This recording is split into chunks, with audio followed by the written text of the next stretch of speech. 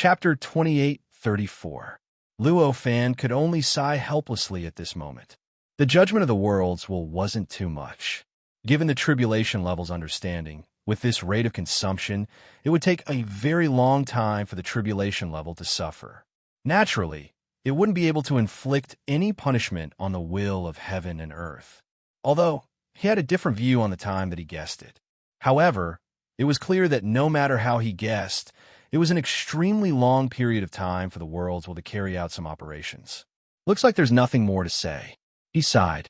Then, he could only urge the wisp of power related to the true divine in his clone to speed up the creation of the space-time, world, and heaven and earth, and to make the waves that gushed out of the space-time, world, and heaven and earth a little stronger. However, this change didn't affect the overall situation too much. After all, the speed at which the space-time, world, and heaven and earth surged out was already very fast. Even if it was a little faster, the difference wouldn't be too big. Overall, it wouldn't change the power of the two sides. In the face of this change, the worlds didn't seem to have any reaction. It just controlled the tribulation power to annihilate the space-time, world, and heaven and earth, making them disappear faster and more decisively in the endless tribulation power. Although Luo Fan had sped up, he didn't increase the speed at which the space-time, world, and heaven and earth were advancing. The space-time, world, and heaven and earth that belonged to him were still advancing at a steady pace. It's so stubborn. Looks like I have to prepare for a long battle. At this moment in the core of the world, in the void of the power related to the true divine, Luo Fan's main body sighed. One had to know that the current situation was already very clear. At this moment, for him, this power was the true fulcrum to break out of this predicament.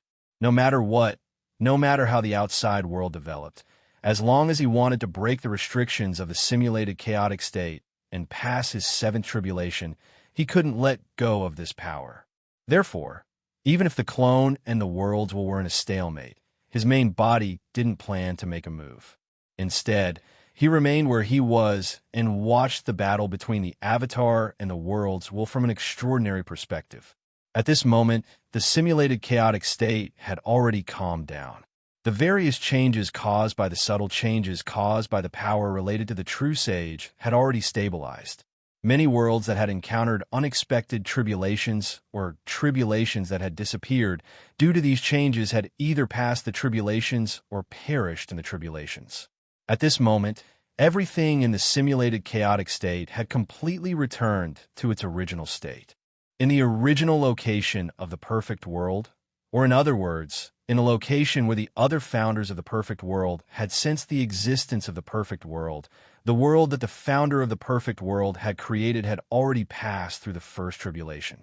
At this moment, although this world was tens of thousands of times weaker than the perfect world it was before, it was no longer something that could be easily ignored like before. Under such circumstances, the creators of the many worlds within the range of the perfect world naturally discovered the existence of this world. In an instant, their various guesses about the perfect world began to rapidly decrease. Many of the ridiculous guesses were rejected, and the more reliable guesses were acknowledged by the otherworld creators.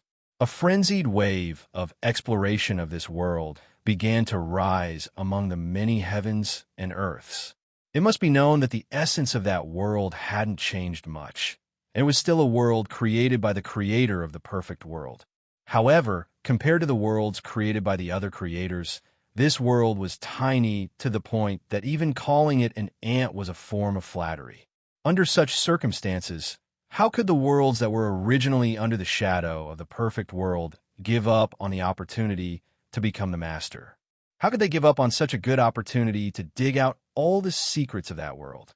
As the creators of the world who had existed in this simulated chaotic state for billions of years and had even survived the fifth or sixth great tribulation of the world, their methods were naturally quite brilliant.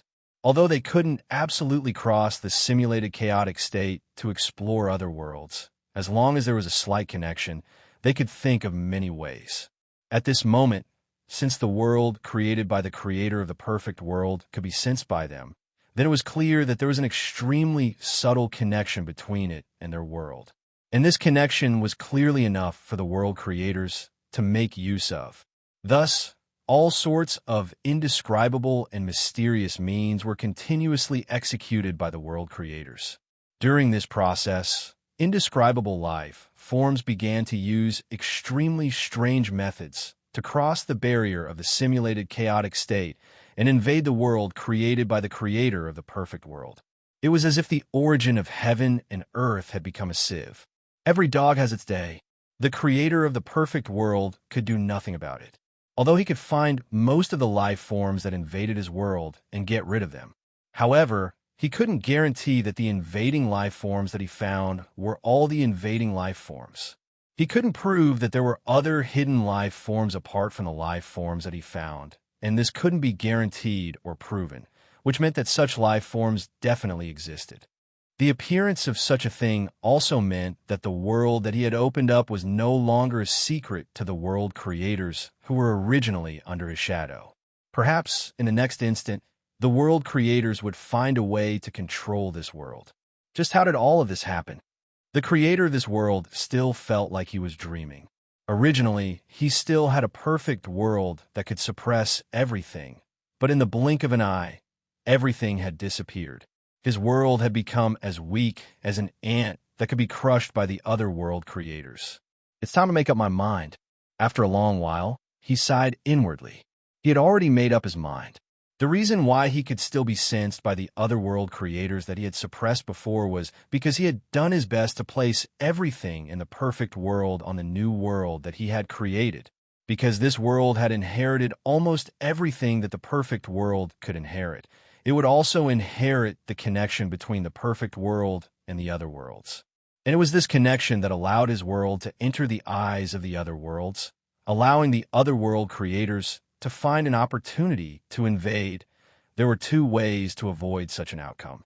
The first was for his world to truly inherit everything in the perfect world and ultimately stand above all other worlds, completely suppressing a large number of worlds. That way, those worlds would be shrouded in his shadow again and obediently be ruled by him again. But obviously, this is impossible. If he wanted to completely inherit everything in the perfect world, his world should also become a perfect world. And it was obvious that it had taken billions of years for his world to become a perfect world. Even if this world could be slightly faster, it would still take billions of trillions of years for it to be able to do so. And it was obvious that the other world creators would not give him too much time. Therefore, the first method could be said to have no possibility of being realized at all. In that case, he could only choose the second method.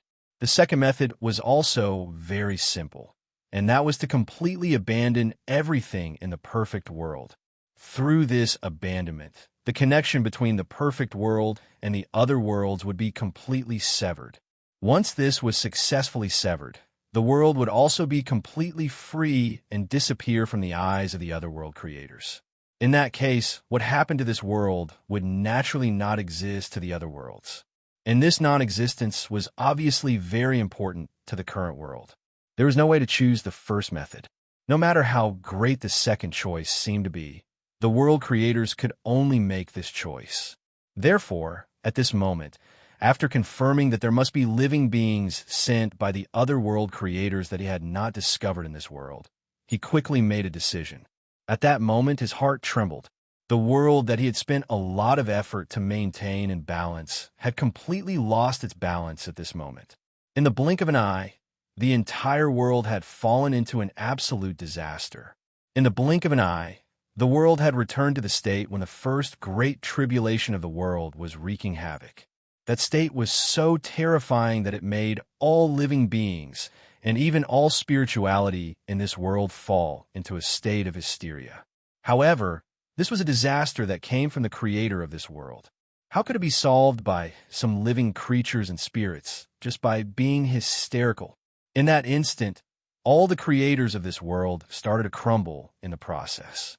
This collapse involved everything in this world. This included the laws, as well as the Grand Tao. The structure of this world was extremely similar to the perfect world, and there were still some traces of the perfection that the perfect world possessed. In fact, this kind of seeming perfection was also the greatest inheritance that this world had inherited from that perfect world. The reason why the many pioneers of the world could sense the existence of this world so clearly was because of this perfection. But now, this perfection was rapidly collapsing under the guidance of the world creators. The collapse of this perfection resulted in polarization and extreme chaos. As a result, slaughter, screams, cries, the world collapsed. The universe changed color, time distorted, space shattered. Wait. Everything appeared in this world at this moment, as if it was free. Along with this change, the world creators that were originally under the shadow of the perfect world suddenly discovered that the existence of this world was decreasing at an unimaginable speed. In fact, by the time they were slightly stunned, the existence of this world had already completely disappeared from their senses, as if it had never existed in the first place. This situation left the world creators dumbfounded, and they couldn't understand what was going on. What's going on? Could have been destroyed by us. That shouldn't be the case. I only sent out some scouts. Could it be someone else? But that shouldn't be the case. The information from the scouts was very normal. The world creators started to become suspicious. After all, they didn't have much contact with each other. Although they might greet each other, it was only a greeting. No one would really reveal all their plans and schemes to others. Therefore, during this process, they knew what they had done and what actions they had taken against that side of the world. However, they didn't know what the other world creators had done. In this way, they would naturally find it difficult to understand at this moment. They were unable to determine if it was one of them who had taken some excessive action and caused that part of the world to completely collapse. This sort of paranoia caused them to miss the opportunity to lock onto that part of the world at the first possible moment. Chapter 28:35. Many world founders were suspicious, and the end result was that they completely lost all traces of the new world opened by the perfect world founder. Through their senses, they could no longer find the location where that world should have been, or any other location where that world might have existed. It was so much so that the connection between them had started to weaken due to the changes in their eyes. It was as if a large part of the foundation of their connection had unknowingly disappeared. This situation made the creators of the worlds gradually understand that the other world had probably cut off all contact with them forever. One must know that the reason why they could communicate with each other was not only because of their understanding of each other and their understanding of each other's world, but more importantly, it was because of their connection with the perfect world. That was because they shared an extremely close connection with the perfect world, or rather, they were within the range of the perfect world's radiation. Therefore, they could be considered to be born with the radiation of the perfect world as the foundation, a type of simulated chaotic layer. This state formed the foundation of their connection with each other, and it was also the reason why they could be so closely connected to each other. This connection was extremely subtle. Even if the perfect world had been replaced by the world that had only undergone the first tribulation, it didn't completely cut off the foundation of this connection. It was precisely because of this that the perfect world had clearly been completely assimilated by the tribulation layer, and everything within it was completely controlled by the tribulation layer. The many worlds could still use the radiation left behind by the perfect world as the foundation to connect with each other. The root of all this was that the world created by the creator of the perfect world had inherited many characteristics that belonged to the perfect world. These characteristics that belonged to the perfect world had maintained the radiation of the perfect world. But now, the situation was clearly completely different. Currently, that world had completely eliminated the remnants of a perfect world, causing that world that had just survived the first world tribulation to become a brand new world. Apart from the same creator, there was nothing similar to the previous perfect world. Under such circumstances, the radiation that belonged to the perfect world that he inherited naturally disappeared without a trace.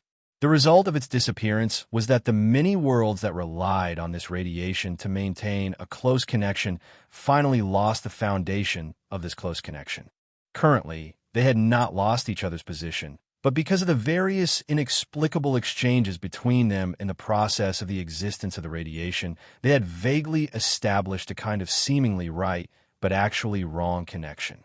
This kind of communication allowed the creators of the worlds to establish the concept of the existence of other worlds, and also allowed them to determine the general location of those worlds. Therefore, it allowed them to confirm each other's existence and still be able to communicate.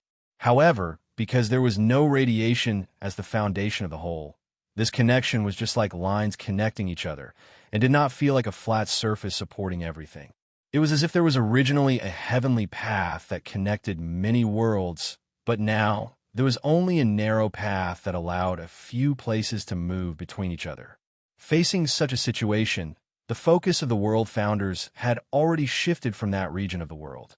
Although that world was the inheritance of a perfect world, it was now completely cut off from the stock market. In this simulated state of chaos, severing the connection almost meant that it was impossible to find him again, unless they could surpass this simulated state of chaos. Clearly, the founders of worlds who had nurtured their worlds to the fifth or even sixth tribulation were aware of their own limitations. This self-awareness made them extremely clear that the limit of their strength could not surpass this simulated state of chaos. Therefore, after this situation appeared, they had already completely admitted that that world had completely broken away from their control. For this matter that was already irredeemable, the world founders obviously could not put too much energy into it. Compared to the irredeemable matter, they were clearly more concerned about the things that could be dealt with now. For example, the connection with other worlds. Communication was necessary for all living beings of any level. If one felt that there was no need for communication between living beings of a certain level, it was only because the communication between living beings of that level was something that one could not understand. For the world founders, who had cultivated their worlds to the fifth and sixth world tribulation, communication was naturally also necessary. And the target of their communication was naturally the world founders who were on the same level as them, or perhaps a higher level, such as the world founders who had perfected worlds. Therefore, maintaining this kind of communication was the common need of many world founders. If they did not pay attention to this kind of communication now, it would eventually be completely severed. This development trend was clearly unacceptable to them. Each of the world founders had many ways to maintain communication in the simulated state of chaos. Now, what they needed to do was to find a method that everyone would agree on to maintain this kind of communication. The world founders tried their best to maintain communication here. At this moment, the world that had just undergone the first world tribulation suddenly felt that a brand new starry sky had appeared in his senses. In this simulated primal chaos state, there was a brand new starry sky. It represented a large amount of heaven and earth that he had never sensed before in this simulated primal chaos state. As this brand new starry sky entered his senses, he vaguely felt an indescribable attractive force acting on his world, as if it was pulling his world into an unimaginable collective. Why is this happening? The world founder was greatly shocked and did not know what was going on at all. He had completely eliminated the various characteristics of the world that belonged to the world that he had created. This action had actually made this world completely break away from the pyramid structure of many worlds that simulated the state of chaos. The original perfect world was also in the pyramid structure of the world that simulated the state of chaos. However, compared to the other worlds that were only in the lower levels and were either locked by the shackles of other worlds or locked by the shackles of other worlds, this perfect world was located at the top of the pyramid. In other words, only this perfect world could lock the other worlds with shackles, and no other world could lock this world with shackles. This kind of situation would never change as long as the perfection of the world existed. After that, although the perfect world was assimilated by the tribulation level and completely disappeared from the simulated state of chaos, the new world that the creator of the perfect world established was only at the level of the first world tribulation. However, in fact, the position of the world in the pyramid did not change much. it was still at the top. After all, this world had inherited too many characteristics that belonged to the perfect world. Although this kind of inheritance could not make this world become a perfect world in one go, it allowed it to be the closest to the perfect state among all the worlds. This kind of close to perfection was enough for it to stand at the top of the pyramid structure. Even if this world had only passed the first world tribulation and should have been at the bottom of the pyramid structure. In fact, it was also because of this that this world could still maintain its connection with the other higher-level worlds and endure the threat of the other worlds. What did it mean to stand at the top of the pyramid structure? This meant many things. Among them, the most fundamental point was that this world was previously connected to all the other worlds in the structure of the heaven and earth pyramid. It was the same whether it was the higher-level worlds or the lower-level worlds. After all, this could be seen from the shackles of the heavens and earth in the pyramid of heaven and earth. In the pyramid, the lower-level worlds were shackled by the higher-level worlds. It was not just the shackles of the higher-level worlds, but all the higher-level worlds were shackled. However, these shackles were layered on top of each other. The higher the level, the deeper the shackles were, and the more difficult it was to detect them. Therefore, even if an ordinary creator of the world realized that his world was shackled by the upper layer of the world, he could only feel that his world had endured the shackles of the upper layer of the world. Before breaking the shackles of the upper layer of the world, it was impossible to sense the existence of the shackles of the upper layer of the world.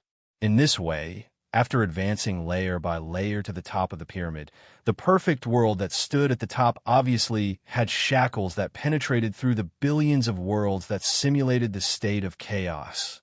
And this kind of shackles was obviously a kind of connection. Therefore, the perfect world that stood at the top of the pyramid was clearly connected to billions of other worlds. Based on the characteristics of this simulated chaotic state, having such a connection meant that the creator of this world could discover everything within the pyramid structure of this world, no matter how many times these worlds had passed the great tribulation of the world. Under such circumstances, the world that inherited the position of the perfect world and was created by the creator of this perfect world should also have a close connection with all the other worlds in the pyramid structure. The creator of this perfect world was well aware of this. Therefore, he, who had decided to abandon all the characteristics of the perfect world in his world, was actually prepared to fall into endless loneliness. He was mentally prepared to never see any world or sense any starlight. However, the final result was far beyond his expectations. After he had completely abandoned the characteristics of a perfect world, he discovered that he had actually entered a brand new starry sky. He had discovered a brand new world that he had never seen when he was the ruler of a perfect world. It was a completely different, vast world. This situation simply subverted his worldview. Could it be that I was a frog at the bottom of a well? At this moment, the creator of this perfect world couldn't help but have such doubts. After all, what he thought was the state of chaos was actually only a part of the real state of chaos. The worlds that he thought were all the worlds in the state of chaos were actually only a small part of all the worlds in the state of chaos, no matter how one looked at it. This situation made one doubt all the knowledge that one had established in the past, and one couldn't help but be shaken by the ideas that one had established in the past. At this moment, the pulling force suddenly disappeared.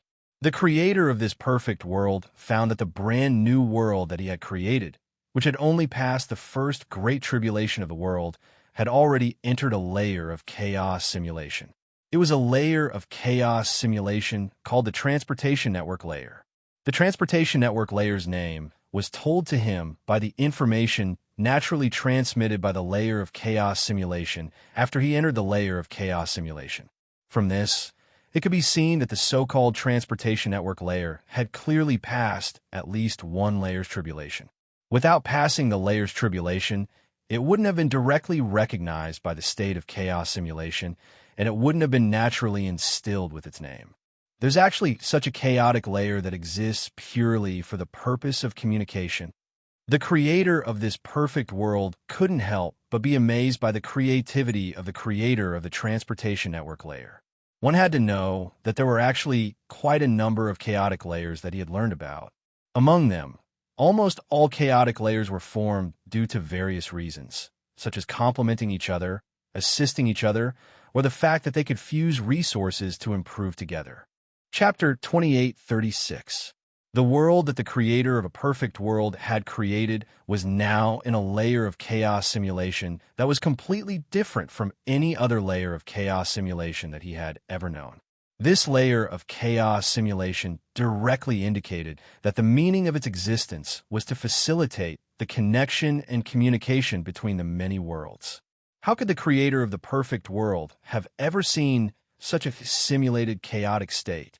He was shocked by the uniqueness of the so-called traffic network layer for a while. Then, he came back to his senses and began to be overwhelmed with shock. Previously, he was shocked by the concept of the traffic network layer. Now, he was overwhelmed with shock because he did not know why he had suddenly indirectly entered the traffic network layer. What do I have in common with this so-called traffic network layer? Why did it take the initiative to connect me? The creator of the perfect world was completely confused at this moment.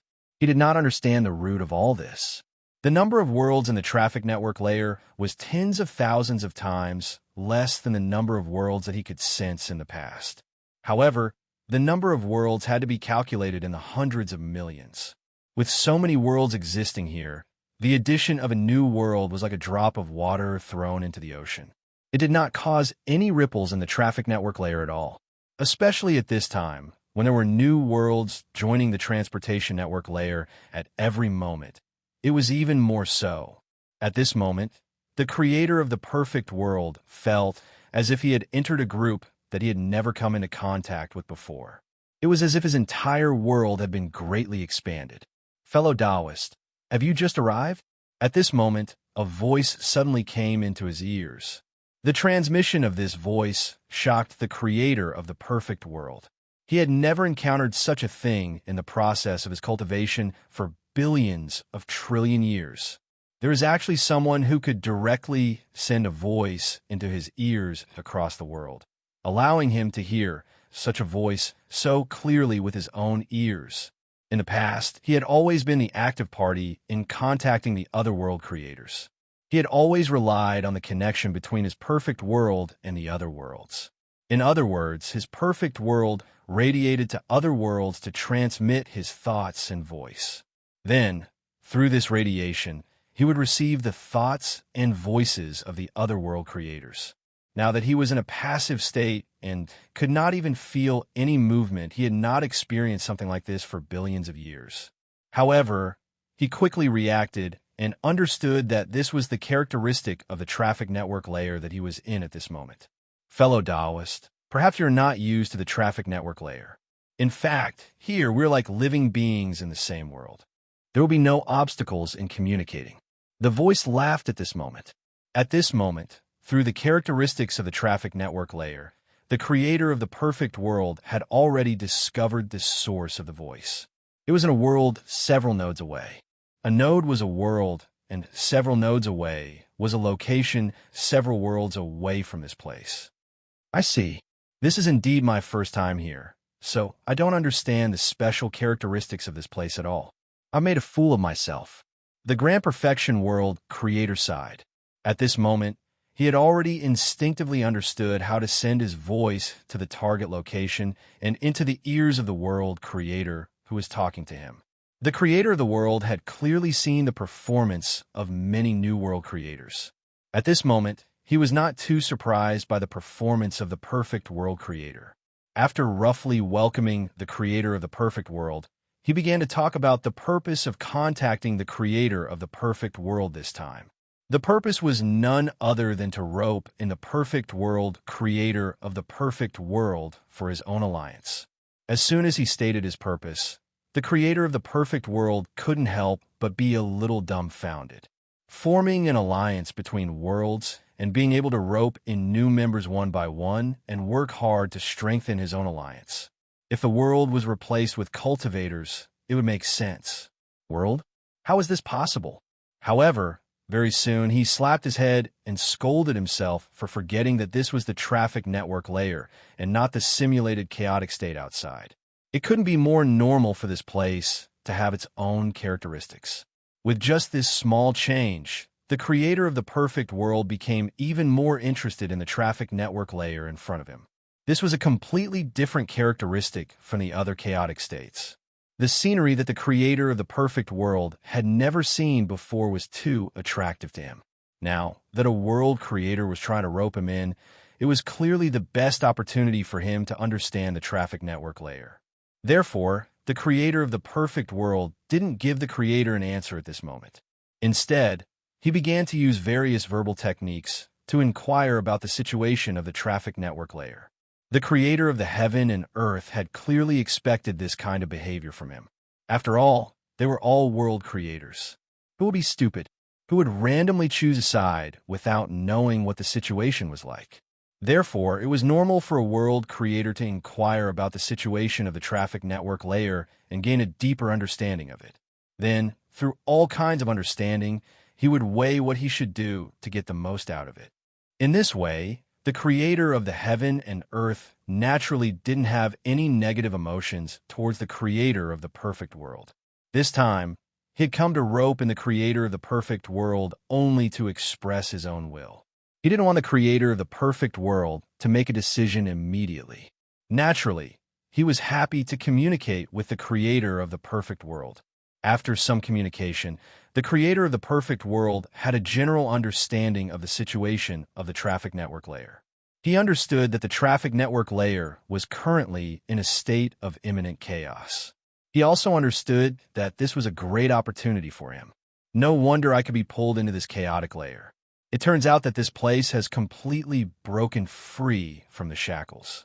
The creator of the heaven and earth might have a rather good understanding of the surface situation of the traffic network layer, but he couldn't compare to the creator of the perfect world who had only listened to his explanation about the essence of the change. As for why the transportation network layer was in such a state of chaos, the founders only thought that it was because the founders wanted to fight against the existence that controlled all the worlds with the shackles. However, as an experienced and knowledgeable creator of the perfect world, he was very clear that perhaps they had the thought of fighting against the existence. But more than that, they were probably fighting for the opportunity to break free from the shackles. There are no true secrets in the world. It was the same in the traffic network layer. Although Luo Fan and the heavenly Tao of the world of laws had not broken free from the control of the other shackles, it was no longer affected by any shackles. However, among the many creators of the heaven and earth in the traffic network layer, there were definitely creators who could see through this point. And the existence of such a creator of the heaven and earth would become an almost open secret. Under such circumstances, how could those creators of the heaven and earth not be tempted? Wouldn't they want to take this opportunity for themselves and completely break free from the control of the countless shackles? Being controlled was something that no one would like, let alone these creators of the heaven and earth. As creators of the heaven and earth, they were supreme existences in their own world and could be said to be omniscient, omnipotent, and omnipotent. Such existences would suddenly discover that their world was actually controlled by the shackles imposed by another existence. It went without saying how unbearable such a discovery was for the creators of the heaven and earth. It was precisely because of this that the many creators of the heaven and earth were almost in despair when they first discovered this. They felt that there was no joy in doing anything, and the traffic network layer became lifeless. Under such circumstances, they suddenly realized that breaking away from the control of the shackles and obtaining true freedom was actually possible. All they needed to do was to grasp a certain opportunity. It was easy to imagine what kind of performance they would have, and that opportunity was none other than the core of the transportation network layer, which was within the heavens and earth. It was precisely because of this that the creators of the heaven and earth would put a lot of effort on the world of laws and work hard to find ways to probe the world of laws and dig out the secrets of the world of laws. Of course, all of this was just what they thought in the bottom of their hearts. On the surface, they were just curious about the world of laws and displeased that the world of laws was secretly controlling their world with shackles. Because the distance between the creators of the heaven and earth at the bottom and the world of laws was too far, it was difficult for them to see through the essence of the world of laws. To them, following a stronger world to fight against the world of laws was obviously a rather satisfying thing. In fact, they only treated this goal as a goal for themselves to strive for. Most of the creators of the heaven and earth didn't care much about the benefits they would obtain after achieving this goal. After all, although the traffic network layer strengthened the communication between each other, there would be conflicts wherever there were living beings. Many creators of the heaven and earth would always be separated due to their personalities and other reasons. Such separations would eventually lead to the emergence of conflicts. Even if they didn't explore and probe the existence of the world of laws that was a target in front of all the creators of the heaven and earth, they would eventually find another target to fight against. In this way, they naturally wouldn't delve too deeply into the hidden secrets of the goal they were striving for. Compared to the creators of the heaven and earth at the bottom, although the creators of the perfect worlds were also at the bottom, they still used to control a perfect world. How could their knowledge be comparable to that of the creators of the heaven and earth who were only at the bottom? Therefore, when he first heard the descriptions of the various situations of the perfect worlds, he immediately discovered the hidden benefits. Of course, in the process of making this judgment, the fact that his own world was now automatically connected to the traffic network layer was also an important reason. This was because his own world had automatically connected to the traffic network layer, and he had completely gotten rid of all the characteristics of the perfect world from before. Therefore, he only needed to make a slight deduction to know that the strongest world in the traffic network layer had definitely gotten rid of the pyramid structure of heaven and earth. In other words, that world had already severed the shackles the other worlds had placed on it. At the very least, those shackles couldn't affect him at all. At the very least, they couldn't pull him into the structure of the pyramid of heaven and earth with such a judgment. It wasn't too difficult to deduce the current conclusion. The transportation network layer existed entirely for the purpose of connecting many worlds. Although the world created by the creator of this perfect world was only at the edge of the transportation network layer and was hundreds of millions of nodes away from the central world of laws, the transportation network layer was still connected to the transportation network layer. However, the creator of this perfect world was still able to sense the existence of the world of laws immediately. What a world! Although it can't be compared to my previous perfect world, it has boundless potential. I'm afraid it won't be long before it'll be comparable to my previous perfect world. Looking at the world, the creator of the perfect world couldn't help but sigh in admiration. At this moment, the heaven and earth pioneer who tried to rope in the perfect heaven and earth pioneer had already retracted his senses and stopped communicating with him. This naturally wasn't because he had failed to rope him in, but because the creator of the perfect world indicated that he needed to think about it before giving him an answer. At this moment, although the world of laws was being probed again and again, and there were even vague perceptions and gazes constantly attacking it, the world of laws remained the same. Compared to before, it was even more resplendent and mysterious. Chapter 28:37. This world was obviously completely different from any world that the perfect heaven and earth creator had seen in the past. It felt like the other worlds were like dead things. Once they appeared, they were completely fixed and could no longer be changed. However, this world in front of him was like a living creature full of vitality.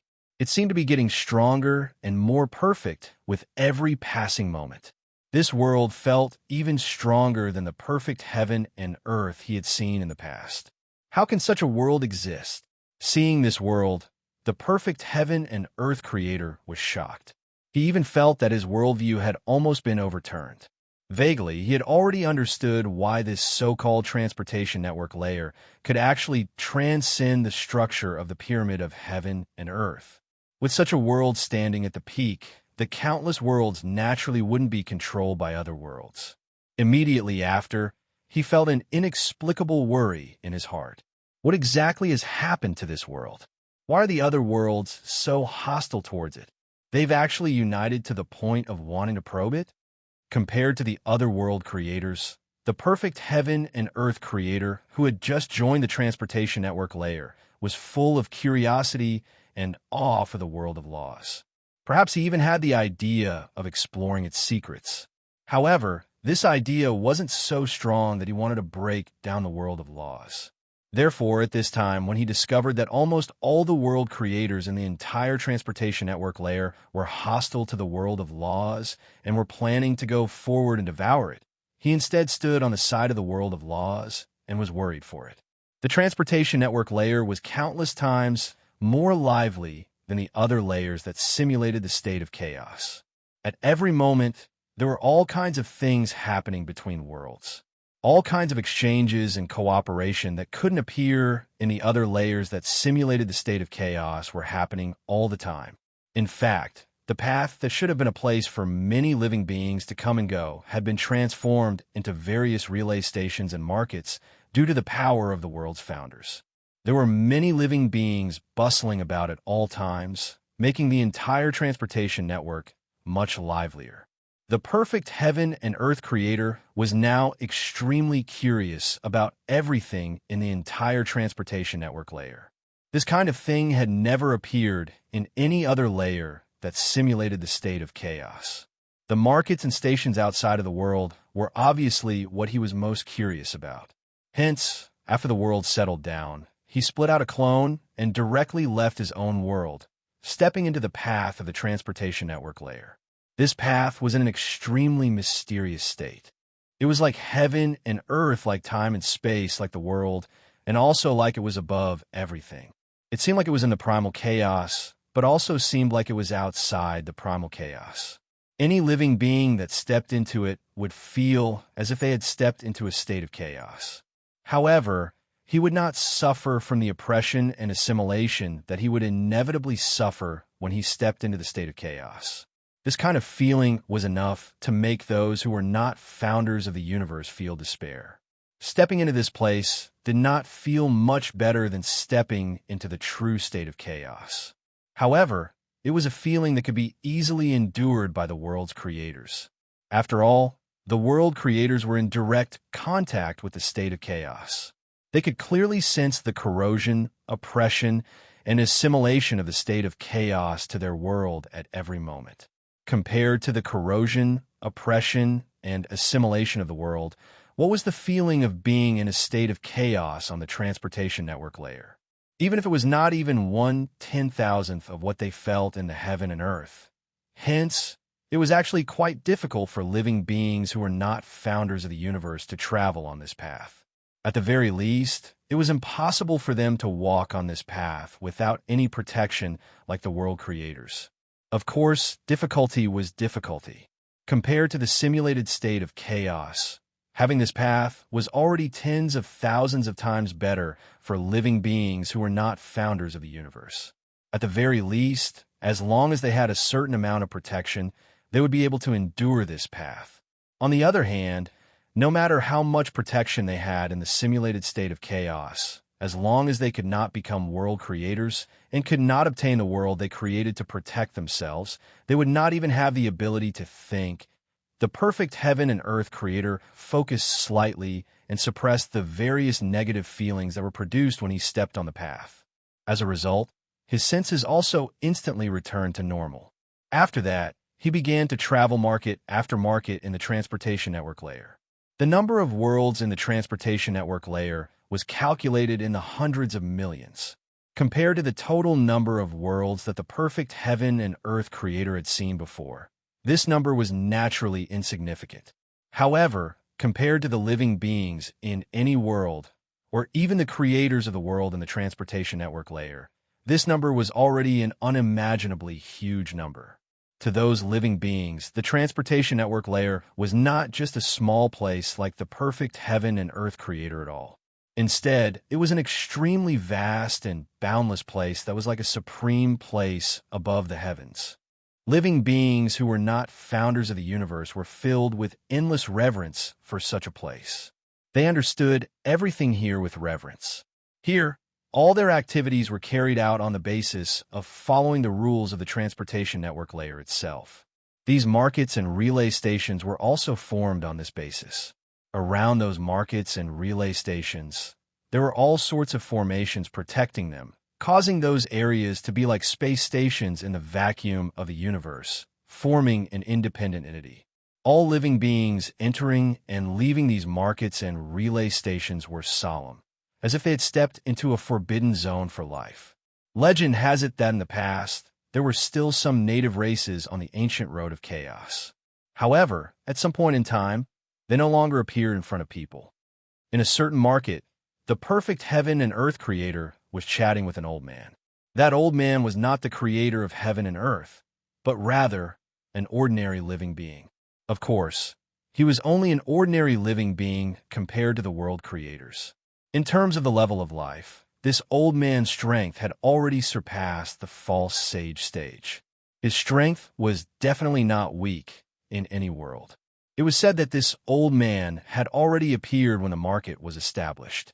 After that, this market had experienced tens of millions of years, and he had stayed here for tens of millions of years. This old man's appearance was similar to that of a human, but it was a little different from the appearance of the born Taoism aptitude that Luo Fan recognized. It seemed that there were almost half more joints on his body, and his facial features also looked very strange. However, even in this form, he still exuded a perfect charm. Clearly, his appearance was also the appearance of the born Taoism aptitude of a certain world.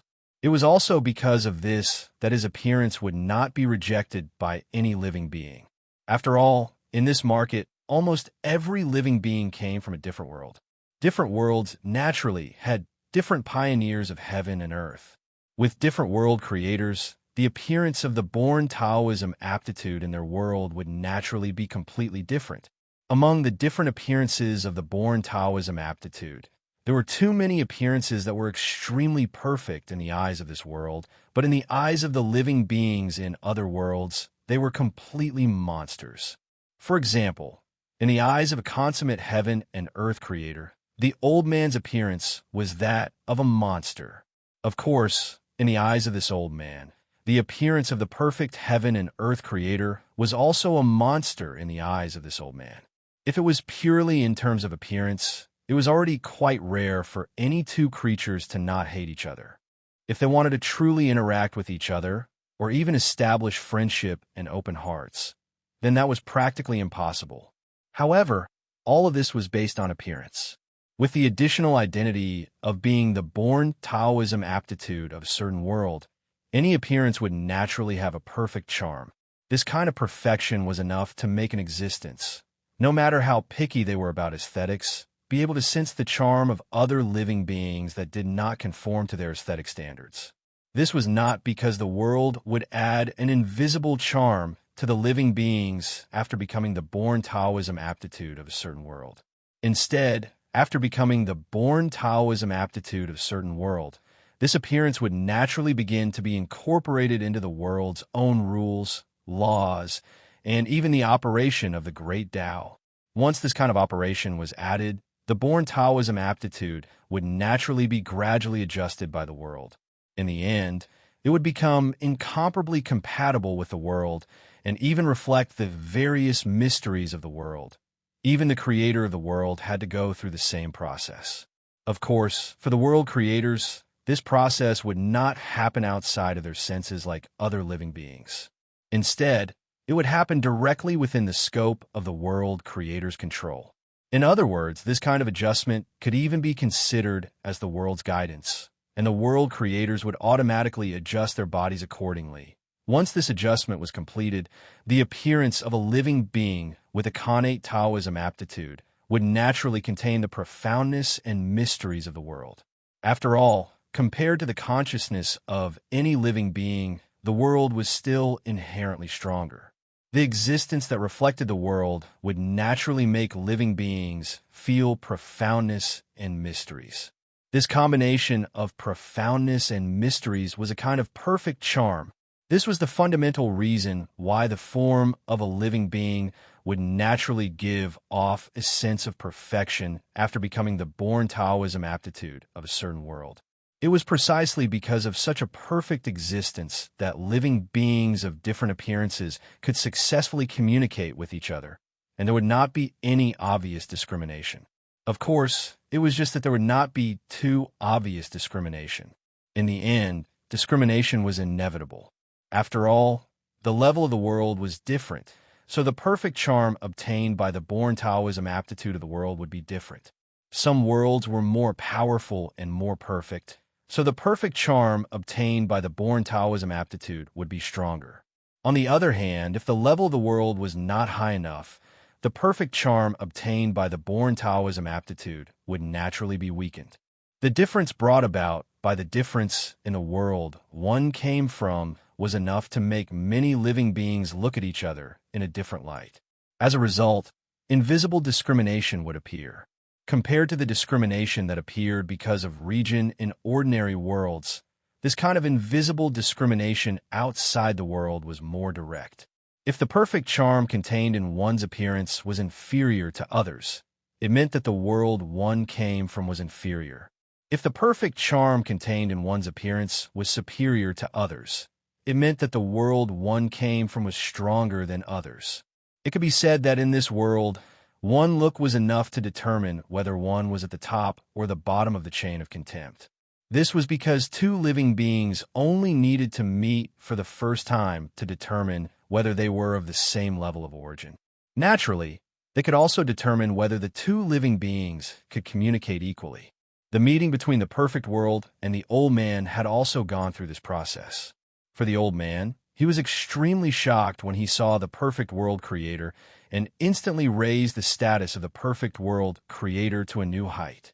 This was because the moment they met, he was already shocked by the perfect charm of the perfect world creator.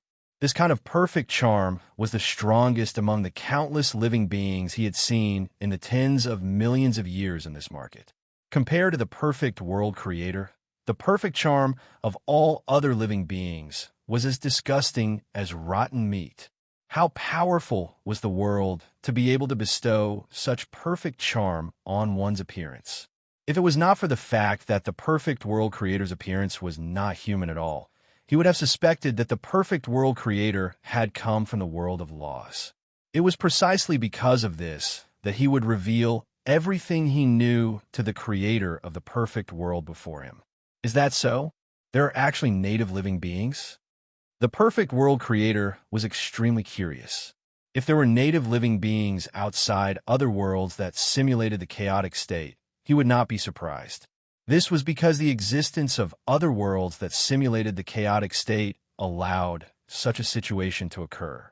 However, it was a little hard for him to imagine that there would be native living beings outside the transportation network layer.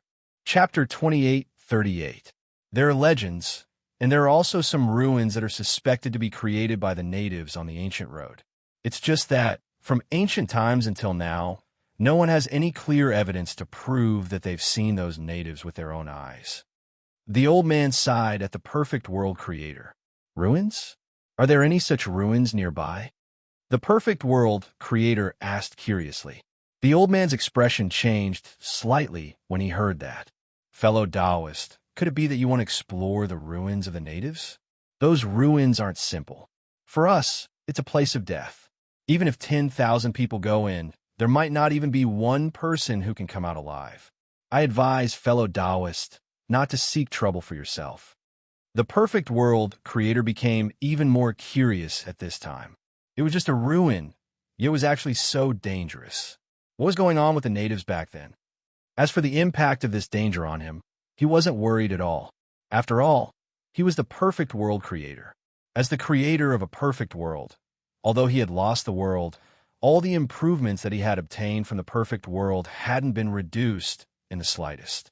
Under such circumstances, he was even confident that he could suppress the creator of the central world of laws, not to mention the other world creators.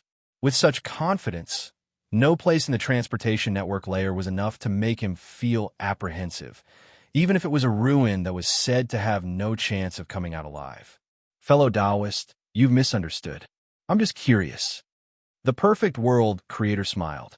The old man wasn't a fool, so how could he not see his nonchalant attitude? However, they had only met by chance. Although the old man thought highly of the perfect world creator because of his extreme charm and felt that it would be extremely beneficial for him to befriend him, he didn't say that he had a deep relationship with him. At this time, seeing that the other party wouldn't make sense no matter what he said, he naturally couldn't be bothered to continue pestering him. If you're courting death, I'm not obliged to hold you back. All of a sudden, his view of the perfect world creator was at least a level lower than before. However, although he no longer valued the perfect world creator as much as before, he couldn't fall out with him just like that. After all, no matter what, the creator of a perfect world came from such a powerful world. With such a background, even if he looked down on the other party, there was no need to offend him.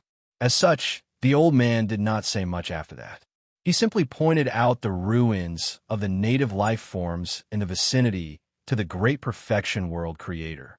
He didn't say anything like, "It's best if you don't go anymore." Faced with such a situation, the grand perfection heaven and earth creator was happy and relaxed, pretending not to know. 2 to 4 hours later, he had obtained all the information that a perfect world creator needed.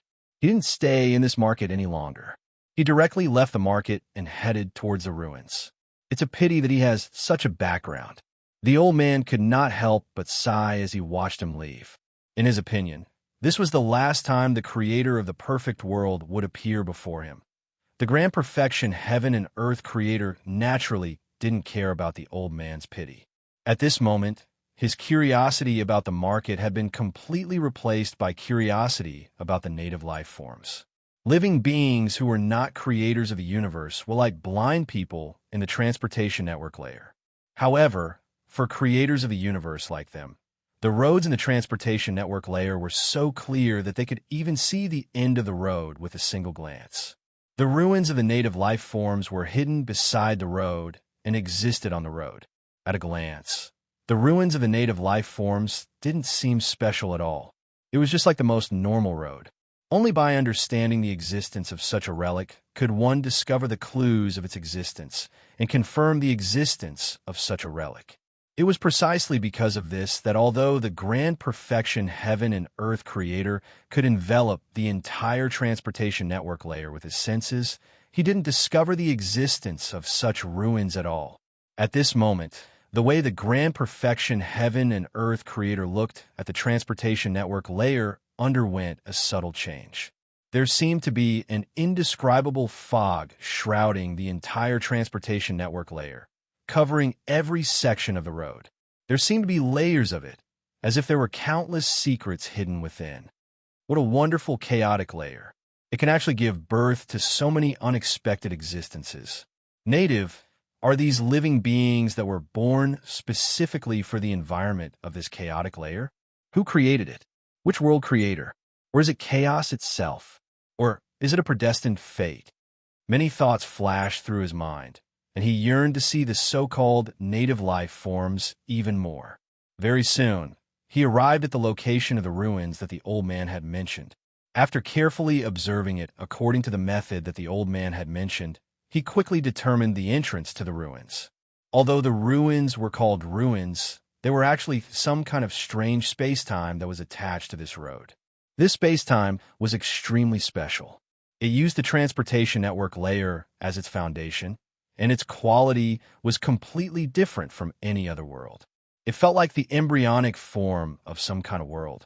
That's right, it was the embryonic form of a world. After confirming this term, the grand perfection heaven and earth creator instantly felt that a large part of the fog in front of him seemed to have dissipated. These spacetimes were like some kind of world that had been established halfway before becoming powerless and could not continue to be established. This kind of spacetime essentially had the potential of a world, but it was specious. Because it was not fully developed, it behaved like a normal spacetime, and there was not much difference. In terms of nature, it did not exceed a normal space-time too much. Perhaps I could transform this space-time and turn it into a real world? This thought flashed through the grand perfection heaven and earth creator's mind, and he felt inexplicably excited for a moment. Of course, whether or not he would do it in the end, and how he would do it would depend on what he saw and heard in the ruins. With that thought in mind, his powers surged, and he instantly broke through the barrier of the space-time and stepped into it. The moment he stepped into the space-time, he stirred up a gray existence, and an indescribably terrifying pressure was generated from all directions at this moment, constantly crushing him. In the blink of an eye, he felt that his body was withstanding a terrifying pressure that ordinary living beings could not bear, and cracking sounds kept spreading from his body. At this moment, he suddenly felt that he had returned to the state before he opened up the world. With a slight thought, a buzzing sound was produced from his body and began to spread in all directions, intertwining with the terrifying pressure around him. Finally, the pressure was removed, and his body and mind became empty at this moment. This was because he had materialized his own worldview and used it to protect himself, preventing himself from being hurt by the gray existence around him. This was also because the gray existence here was not a real simulation of the state of chaos, and the pressure he withstood here was ultimately not comparable to the pressure he withstood in the real simulation of the state of chaos. Otherwise, he would not have been able to use the materialization of this worldview to stop it. After all, if he could do that, why would he need to open up the world and drag himself down? This environment is indeed worthy of being a place where no one can survive. After everything stabilized, the grand perfection heaven and earth creator heaved a sigh of relief. This space-time was extremely mysterious. The entire space-time looked like a continent. There were all kinds of terrains on this continent, and there were even all kinds of indescribable living beings. There were even many that were clearly the creations of intelligent beings. Looking at the entire space-time, there was a kind of ancient and boundless atmosphere that assaulted one's face. It really is the ruins of some kind of living being. After confirming the rumors, the grand perfection heaven and earth creator headed downwards. His current position in this space-time was high up in the sky. The gray existence around him was actually the clouds of this space-time. Since he was interested in the so-called native life forms, his current landing point was a certain place in this space-time that was clearly created by intelligent life forms. Just by coming here, he had already determined how strange those indigenous living beings were. Those indigenous living beings did not seem to have a fixed template at all. The forms of all living beings could actually be completely different. This could be clearly seen from the shape of the buildings in the ruins. Each building in the ruins was different from the others, and there could even be a huge disparity in size between them. This building was the residence of a giant, but the next building had become the residence of an ant. This was the residence of soft-bodied creatures, and the next was the residence of vacuum creatures. There were all sorts of different types of living beings.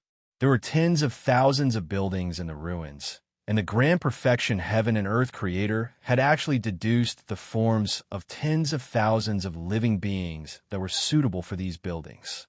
Completely different forms of living beings. Are they the creations of tribulations?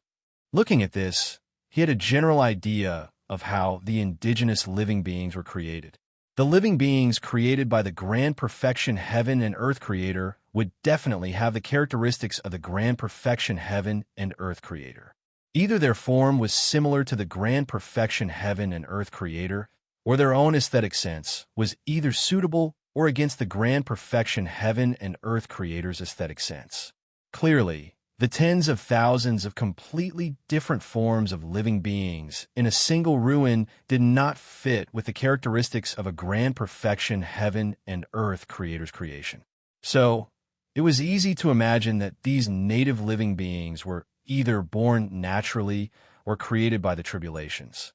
Combined with the fact that these indigenous living beings had already disappeared, he was even more inclined to the possibility that they were the creations of tribulations.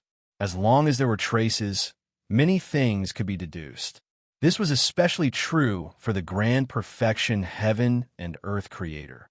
Following this, he traversed the entire space-time and carefully studied all traces of the indigenous living beings that existed in the space-time. As he studied, he even reconstructed the scene of the indigenous living beings not disappearing and still existing in the space-time.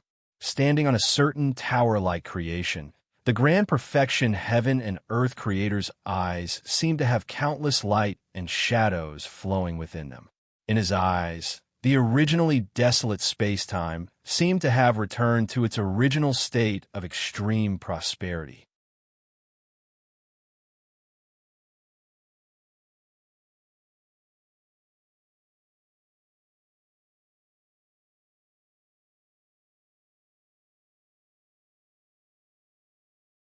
If not for this, they would at least hesitate for a period of time and be at a loss for a period of time. Moreover, even if they attacked, it was impossible for every world creator who was qualified to attack. In contrast, the relationship between the many worlds in the transportation network layer was still the structure of the pyramid of heaven and earth. However, this pyramid of heaven and earth was tens of thousands of times smaller than the pyramid of heaven and earth that he had been in before. It could be said that the structure of the heaven and earth pyramid had no hope of transcending and breaking free from its restrictions. Then, there is almost a 20 to 30% chance of transcending and breaking free from the pyramid structure of the transportation network. From having no hope at all to having a 20 to 30% chance of success. Such a large improvement was enough to make anyone overjoyed. That included the creator of this perfect world. If his heaven and earth were still a perfect heaven and earth, his heaven and earth would be at the pinnacle of the heaven and earth pyramid without any shackles and shackles. Instead, it would be the kind of existence that would impose shackles and shackles on other heavens and earth. Naturally, he wouldn't need to worry about the shackles of the heaven and earth pyramid structure. Even after his perfect world was devoured, and he created a new world that inherited the perfect characteristics of the perfect world, his position in the structure of the heaven and earth pyramid was still the same as that of the previous perfect world. He was still at the peak of the structure of the heaven and earth pyramid and was not shackled or restricted by anything. He only shackled and restricted other worlds. However, when he removed all the characteristics related to a perfect world from his newly created world, the situation was completely different. From then on, his position in the new world had fallen to the bottom of the structure of the heaven and earth pyramid. There were countless worlds that could surpass his heaven and earth, and the number of worlds that could impose shackles on his heaven and earth was almost endless. If he hadn't been guided into the transportation network layer, how could the shackles that were imposed on his heaven and earth be so few? Perhaps the great Tao of his heaven and earth had already become a shackle cocoon. Even if he removed all the characteristics that belonged to a perfect world and completely broke away from the structure of the heaven and earth pyramid, it was only temporary. After completely removing the characteristics that belonged to a perfect world, this part of the heaven and earth had already become broken. If he wanted to continue to exist and protect himself, he needed to become complete again. He needed to use all kinds of other characteristics to make up for the defects that had been removed. And these supplementary characteristics would almost certainly resonate with some of the worlds in the structure of the heaven and earth pyramid. Then, they would be reconnected to the structure of the heaven and earth pyramid and become one of the worlds at the bottom. Compared to being directly destroyed by the creators at the top, this outcome was naturally countless times better. However, compared to having a 20% to 30% chance of truly transcending and completely getting rid of all restrictions and shackles, that outcome was extremely unacceptable. Therefore, it could be said that he was the last thing that all the creators, even all the living beings and wills in the transportation network layer, wanted to see the destruction of the transportation network layer. Under this kind of attention, the focus of his attention now instantly shifted from how strong the creator of the heaven and earth pyramid was to what exactly he was plotting. You think this is freedom, but for others, they don't care about their current encounters and freedom at all. The heavenly Tao smiled. He felt that the creator of the heaven and earth pyramid in front of him was more and more interesting. Such a powerful existence was secondary. The most important thing was that he actually felt that the many worlds in the transportation network layer in front of him had freedom. After all, if he wanted to, he could even completely destroy a large piece of the world with a single slap. Under such a threat, who could go against their conscience and say that they had freedom? However, he could clearly feel that this person's words were completely from the bottom of his heart. He truly believed from the bottom of his heart that the creators of the world in the transportation network layer had a rare freedom. How could this not make him feel that this situation was interesting? The perfect world creator said with a solemn expression, "They don't think so because they don't know how desperate the worlds outside the transportation network layer are. Once they know, they will understand how much freedom they have." It seems that fellow Taoist knows a lot of things. For example, how about meeting my main body? The heavenly Tao suddenly extended an invitation. Main body, the perfect world creator was slightly taken aback. Then he discovered that the heavenly Tao in front of him was actually not the real heavenly Tao, but just an incarnation of the heavenly Tao. This discovery made him even more aghast. One had to know that his eyesight was powerful, which could be seen from the fact that he was able to recognize the heavenly Tao as soon as he laid eyes on it.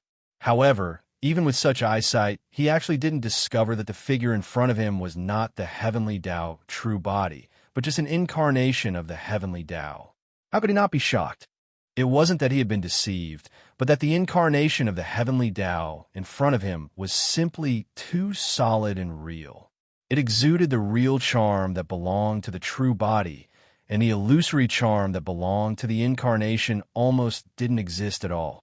If the incarnation of the heavenly Tao hadn't revealed this answer on its own, even now, the perfect world creator probably wouldn't have been able to discover this illusory charm and truly connect it to the incarnation. At this moment, the perfect world creator finally began to take seriously what the incarnation of the heavenly Tao had said at the beginning, that he couldn't compare to its creator. Go to the world of laws. At this moment, he became increasingly curious about the creator of the world of laws.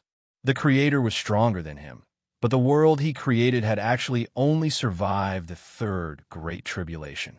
The disconnect between the world and his own strength was something he couldn't understand.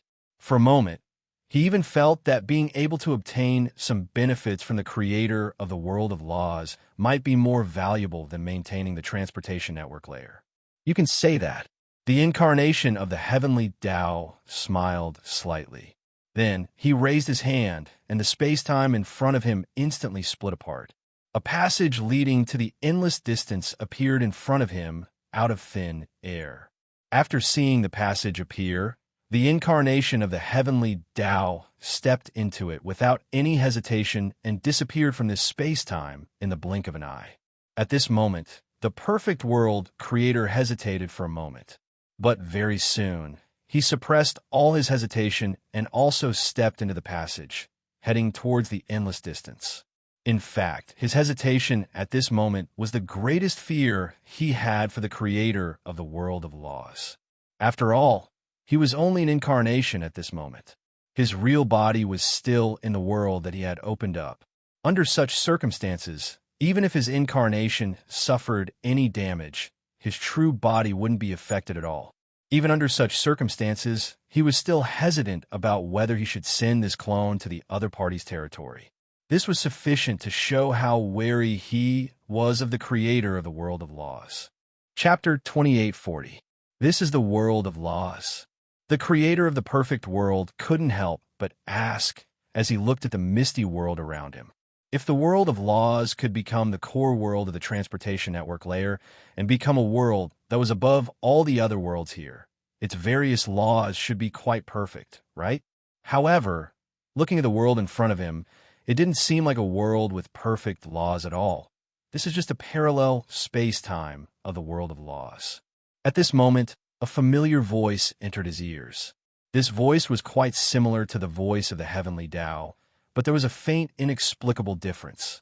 At this moment, the surrounding mist condensed slightly, and a figure emerged from it.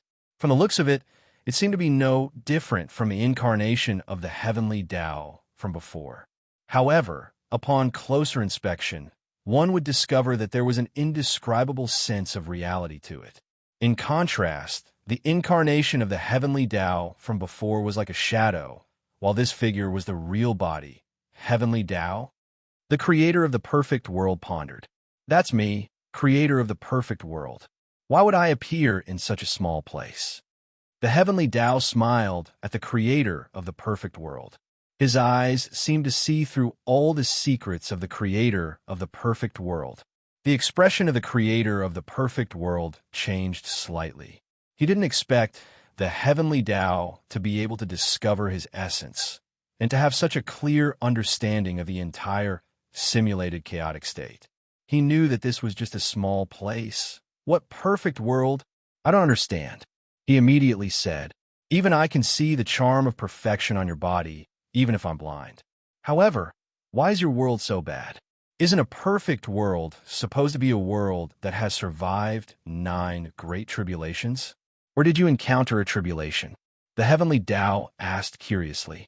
He didn't listen to the creator of the perfect world explain how he got the charm of perfection.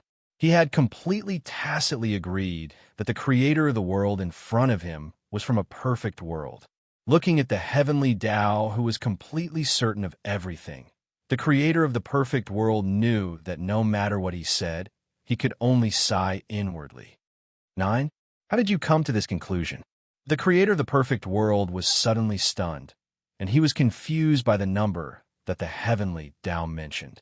The perfect world had to survive 9 great tribulations? Where did this number come from? Why didn't anyone tell him? Isn't that so? Tian Dao could not help but feel curious. Although the heavenly axiom had gained a lot of general knowledge from Luo Fan and understood the vastness of the simulated state of chaos, as well as the terror of the structure of the pyramid of heaven and earth, his own limitations ultimately forced him to guess all of this through guesses. As for the structure of the real heaven and earth pyramid, one could only roughly guess what it looked like in one's mind.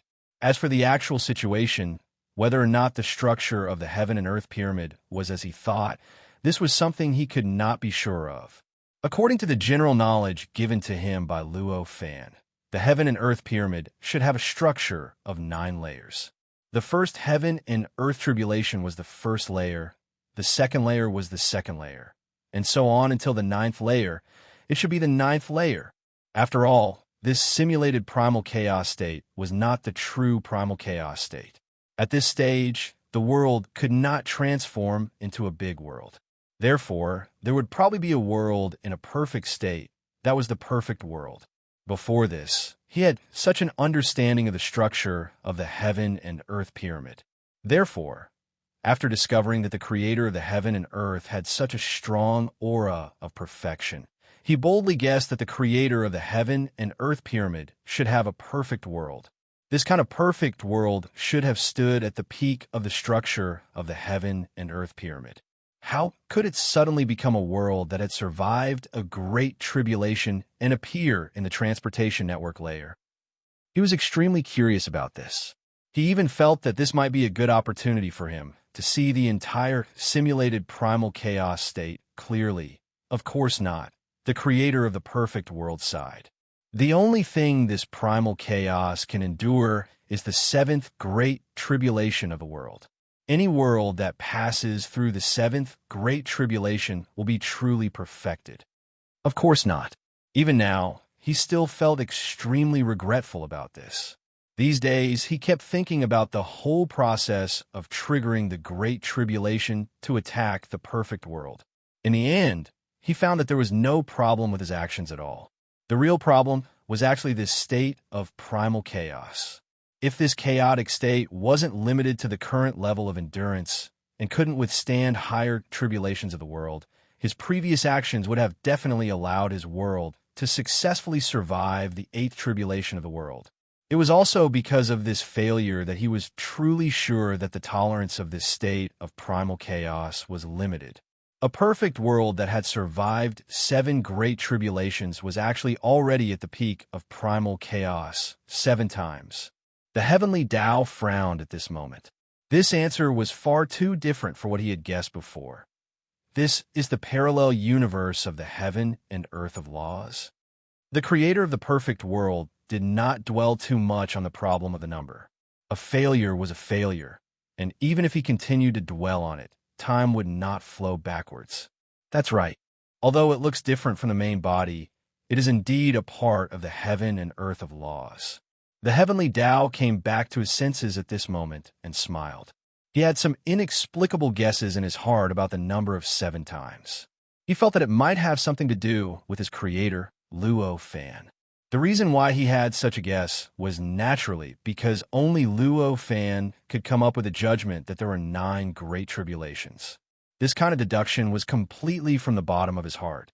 It was as if he had seen such a world before and had absolutely sufficient evidence to prove this point. But now, what he was deducing was actually not the truth. In such a situation, if it was an ordinary person, they would naturally suspect that Luo Fan was wrong. His deduction was merely a deduction formed from a wrong idea. However, the heavenly Tao was obviously different. It was not only because Luo Fan was his creator, and he was born with a supreme majesty that was above him. It was also because as Luo Fan's creation, he was extremely clear about how high Luo Fan's strength and realm were.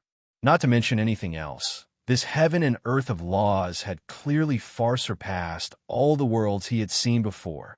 In fact, the appearance of the perfect creator of the world made him even more certain of this point. If it wasn't for the fact that this heaven and earth of laws was much stronger than the worlds created by the perfect creator of the world, why would the perfect creator of the world appear here? Why would he appear in front of him just because of an invitation? And how could Luo Fan, who had such a realm, be so calm about a wrong idea? Since it wasn't Luo Fan who was wrong, it was obvious that there was only a problem with the simulated chaotic state in front of them. No one felt that something was wrong except for one person. In that case, was this abnormality related to everyone? Or was it related to the person who discovered it? It wasn't difficult to make such a judgment. Therefore, the heavenly Tao believed that the world in this simulated chaotic state could only withstand 7 great tribulations of the world. This might be related to Luo Fan. It might even be because of him that the number of great tribulations of the world that the world could withstand was reduced by 2, pulling a parallel existence to the same level as the main body of the world. I can't compare to such a method. The perfect creator of the world sighed. That's natural. The heavenly Tao said without hesitation. It was just like how it was normal for the perfect creator of the world to admit that he was inferior to Luo Fan. Hearing this, the perfect creator of the world's expression froze slightly. Aren't you afraid that I'm just being humble? However, thinking about the comparison between his perfect world and the world in front of him, he knew that he wasn't being humble at all. Compared to his perfect world, the world in front of him was only lacking a few times the world's tribulations. As long as the number of the world's tribulations could keep up, this world would be enough to easily crush his perfect world. All right then, can I meet the creator of this world? The perfect creator of the world sighed. Although communicating with the heavenly Tao was enough for him to gain a lot and learn many things that he didn't know or couldn't be sure of before. No matter what, he still wanted to meet the creator of the heavenly Tao. After all, the other party was also a world creator, and he was also a world creator. Even if there might be some differences in level, they could still be considered the same kind, and it might be more convenient to communicate. In comparison, the heavenly Tao was a level apart. That's impossible. The heavenly Tao shook his head. Is he unwilling, or can't he? The perfect creator of the world frowned. Would you believe me if I said he can't? The heavenly Tao asked with a smile that didn't seem like a smile. At this time, how could the numerous founders of the heavens and earth in the entire transportation network layer not know about the situation within the world of laws? They wanted to find out about Luo Fan's situation. The heavenly Tao had countless incarnations scattered outside, so how could they not know? Under such circumstances, even if he didn't think that the perfect creator of the world would conspire with them, it was impossible for him to directly tell him the answer they wanted to probe. Logically speaking, the perfect creator of the world wouldn't conspire with them. But what if?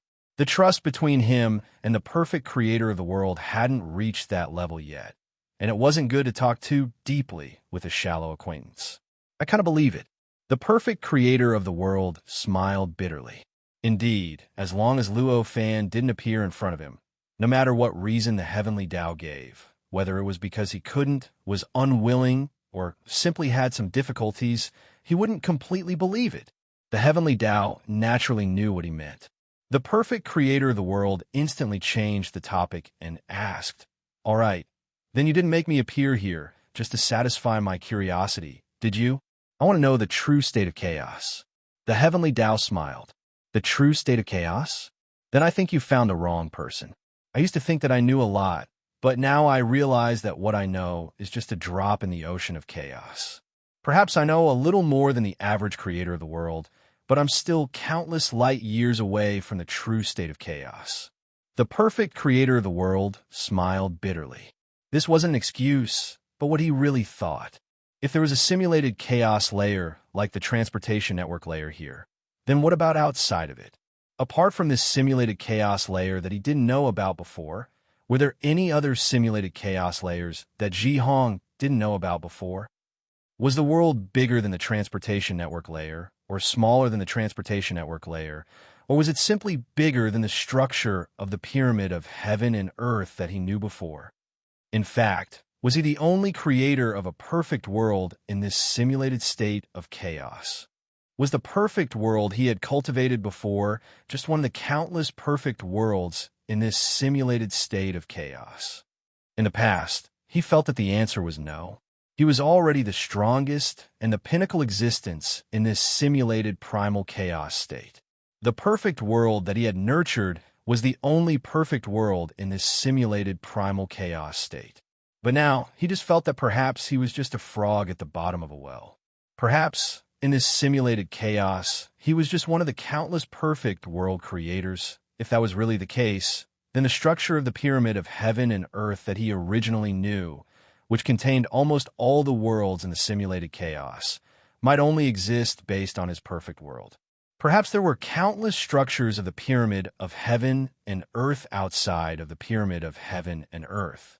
Perhaps your knowledge is indeed limited, but you have to admit that your knowledge may also be the true chaos. This possibility at least exists. The heavenly Tao smiled. "All right, since you're interested, I naturally won't be stingy to tell you what I know. But what can I get out of it? Only by reciprocating could friendship be established. It can't be that I tell you what I know, but I can't get anything out of it at all, right? That's not how things should be done."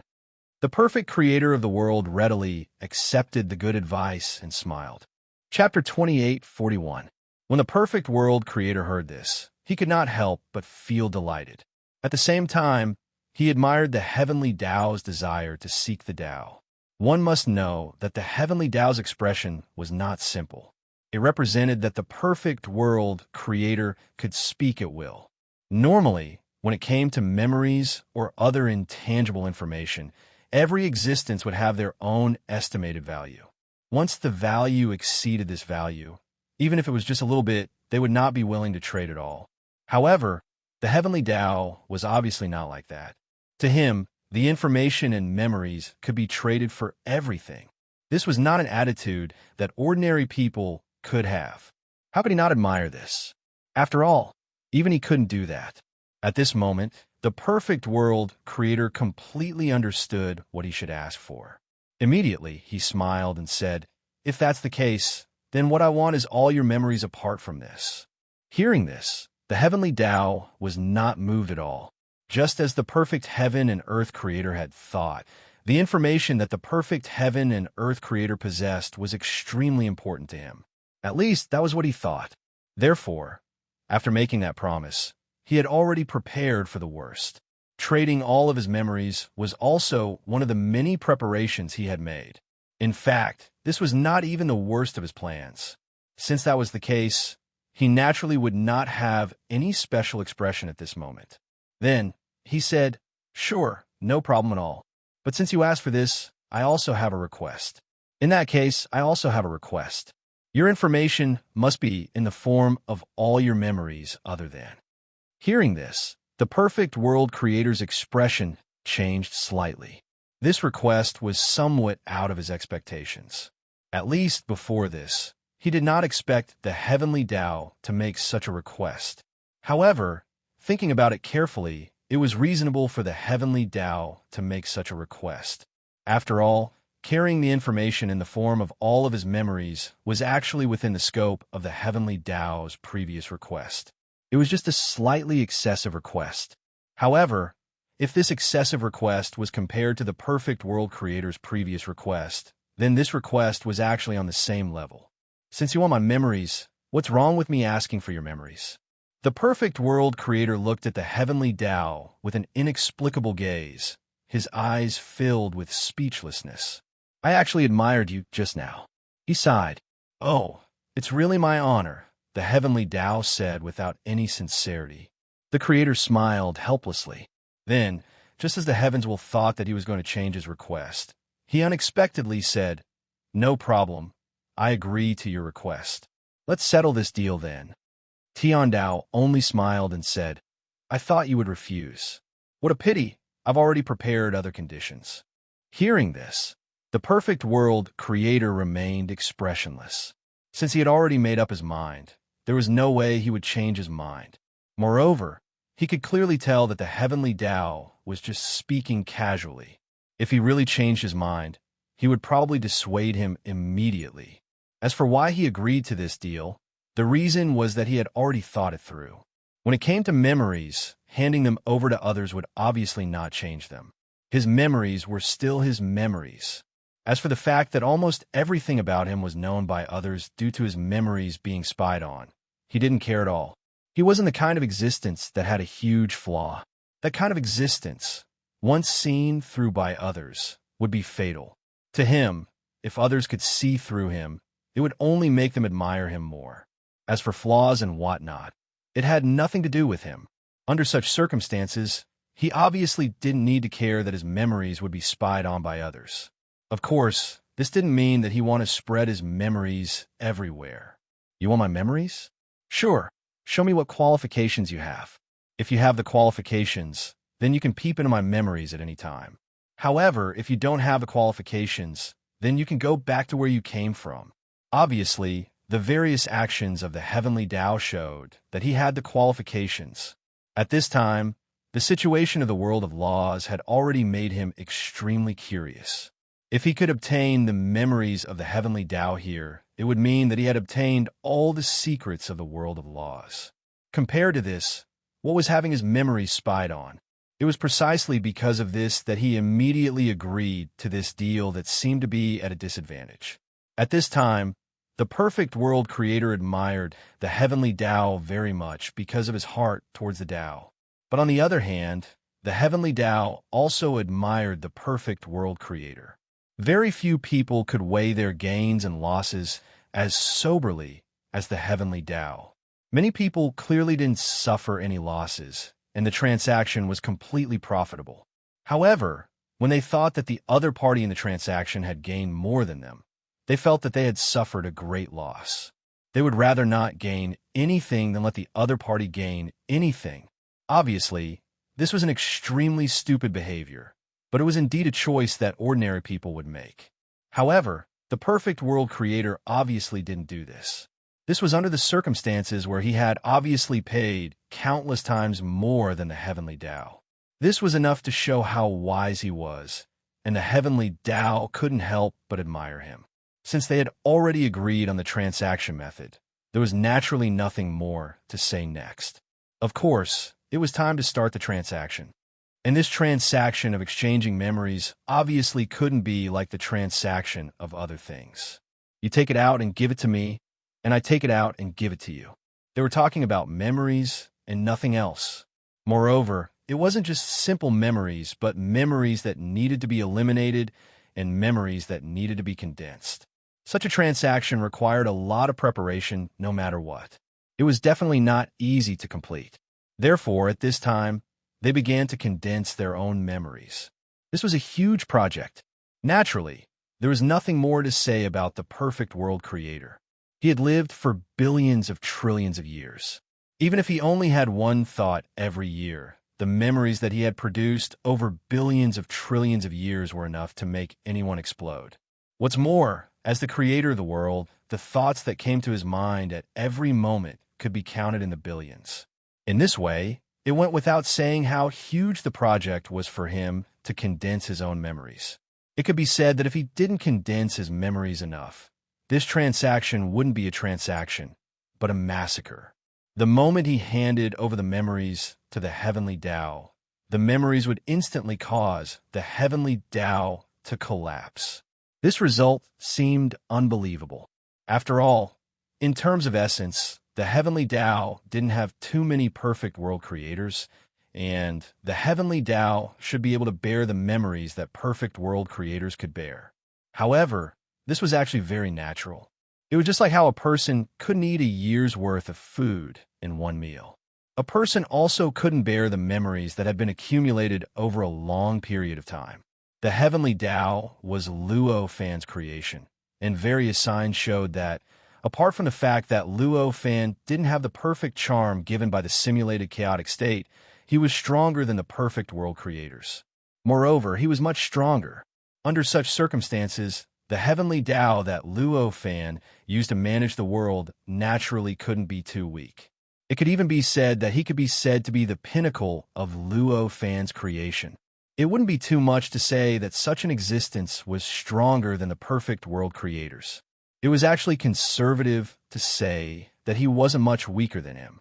Such an existence's ability to bear memories naturally wouldn't be much worse than the perfect world creators. But even so, if all the memories of the perfect world creators were to be poured into the heavenly Tao's mind, it would actually be equivalent to eating something that would take him hundreds of millions of years to eat in an instant. That would obviously be murder. Therefore, at this time, the perfect world creators could only work hard to condense their own memories. Moreover, it was extremely condensed. Only by condensing it to the extreme would it be possible for his memories to be safely accepted by the heavenly Tao. It was just like how a person couldn't eat a year's worth of food in one meal, but could eat exotic flowers and fruits that were equivalent to the total nutrition of a year's worth of food. At this time, the condensation he was carrying out was equivalent to condensing countless nutrients into exotic flowers and fruits. This technique was quite not simple. However, for the perfect world creators, it wasn't difficult at all. It was just that it was quite troublesome. For the perfect world creators, this was an extremely complicated process. For the heavenly Tao, this process was also extremely difficult. The memories of the perfect world creators were accumulated bit by him. At least, that was what he thought. This kind of memory was still considered familiar to him. It wasn't too difficult to condense it. However, the heavenly Tao was different. Where did his memories come from? Most of his memories were instilled into him by Luo Fan when he was created. For him, such memories were always separated by a layer, no matter when. This kind of barrier was usually nothing to the heavenly Tao. The heavenly Tao could completely use these memories. It could even use these memories to create new ones. However, when it came to condensing memories, this kind of gap was quite fatal. This was because it was obvious that he only knew how most of his memories were, but didn't know why they were. Knowing how, but not why they were, was like an alchemist who didn't know the properties of medicine. Under such circumstances, it went without saying how difficult it was to condense these memories. Therefore, although the heavenly Tao's memories were many times less than the perfect world creators, however, the one who condensed his memories even faster was the perfect heaven and earth creator. In the blink of an eye, 100 years had passed. After 100 years of condensation, the perfect world creators had already condensed more than 30% of his memories. Although the speed of condensation was getting slower and slower, it seemed that he should be able to complete the entire condensation process within 3,000 years. On the other hand, the heavenly Tao situation was completely different. Although his own memories were tens of thousands of times less than those of the perfect world creators, the memories that he had condensed over the past 100 years were only less than 10% of all his memories. This speed was more than 3 times slower than the perfect world creators. If the perfect world creators could complete the entire condensation process within 3,000 years, then he would probably need more than 10,000 years to complete it. Moreover, this was under the condition that the speed of condensing memories would not be further reduced. If the speed was further reduced, the time needed would probably be even longer, and it might not even be completed in hundreds of thousands of years. On this day, the consummate world creator suddenly said, "You seem to be moving very slowly." Hearing this, the heavenly Tao did not hide anything and said, "Isn't that normal?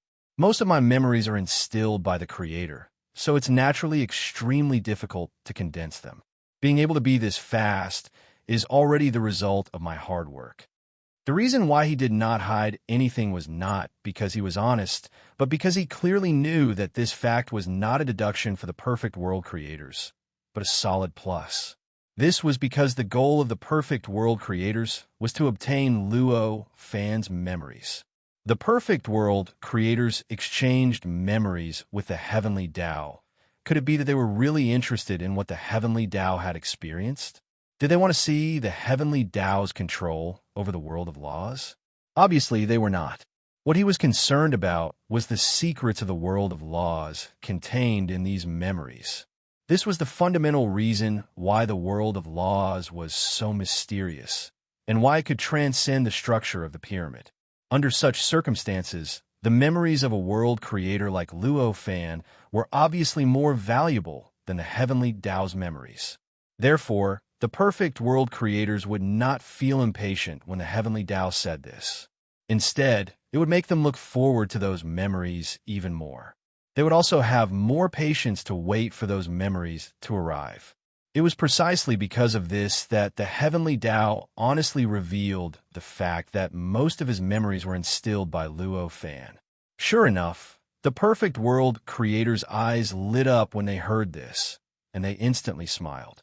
"All right, since that's the case, no matter how long it takes, I will wait for you." The heavenly Tao smiled. "Then I can rest assured. However, at this speed, you might have to wait for a long time." Hearing this, the perfect world creators didn't care at all. It doesn't matter. Even if it's slow, it doesn't matter as long as it can arrive in the end. Anyway, to us, time is nothing more than an attribute that can be modified at will. Could it be that you chose this parallel universe for this? At the end of his words, the perfect world creator's expression changed slightly. If the heavenly Tao really predicted that he might exchange memories with him, wouldn't that mean that the heavenly Tao's calculation ability was far above his own? All of his thoughts had been calculated by him before they met. Chapter 2842. Compared to the main body of the world, the parallel universe had a special characteristic. Its time had nothing to do with the main body of the world. In other words, no matter how much time had passed in the main body of the world, only a moment had passed in this parallel universe. Or perhaps, on the other hand, countless years had already passed here, the main body of heaven and earth only passing for an instant. In this way, this place was equivalent to having an infinite amount of time, especially when this place was under the control of the heavenly Tao. This parallel universe had such a characteristic, and the heavenly Tao needed such a characteristic. Even the weakest person would connect the two together, thinking that the heavenly Tao had done it on purpose and that everything was part of its plan. What's more, this perfect heaven and earth creator was not someone with poor imagination. At this moment, Tian Dao only smiled and said, "It is my honor that you think so. However, it's a pity that you've overestimated me. Although my strength is greater than that of an ordinary creator, we're still at the same level. How could I have calculated all this beforehand?" As soon as he said this, the perfect heaven and earth creator's expression became much better. However, he still didn't say anything. He just looked at the heavenly Tao. Obviously, this kind of explanation still did not make him feel completely at ease. After all, the same level of strength did not mean the same means. And the result of the difference in methods could be the difference between heaven and earth. Heavenly Tao was aware of this as well, but he did not stop there. Instead, he continued, "The reason why I chose the parallel universe is indeed because I need to have sufficient time, but it's just a precaution. The perfected heaven and earth creator fell into deep thought and felt relieved. However, amidst his relief, he felt an inexplicable sense of disappointment. The heavenly Tao's explanation was indeed plausible. It was perfectly normal to make all the necessary preparations in one's own territory, even the most useless preparations. The creator of the perfect world should have been satisfied with this explanation. However, after confirming this explanation, the perfect heaven and earth creator felt a sense of loss. Only then did he realize that this was not the explanation he had hoped for. In fact, in his heart, what he was hoping for was for his guess to come true. To him, the significance of his conjecture coming true was not something the heavenly axiom could explain clearly. The heavenly Tao's successful explanation only meant that he had not been schemed against. If his guess was correct, it would mean that he was coming into contact with a powerful existence that was far beyond his imagination. Compared to this, being schemed against was actually just a small matter. At the very least, he would rather be schemed against than have his guesses go up in smoke. At that moment, he let out a sigh. Although the heavenly Tao was intelligent, it was not the worm in the heart of the creator of the perfected world. It would never have expected him to have such a mentality. At this time, it only felt that the behavior of the creator of the perfected world was rather strange, but did not think too much about it. Next, the process that had been interrupted for a short while began to resume. Regardless of whether it was a perfect world creator or the heavenly Tao, the condensation of memories began to slow down significantly. To the heavenly axiom, after knowing that the creator of the perfect world was extremely patient, he naturally did not need to care about time at all. Instead, he did whatever was convenient and convenient. If that was the case, how could it not be slow? It was the same for those who had perfected the world.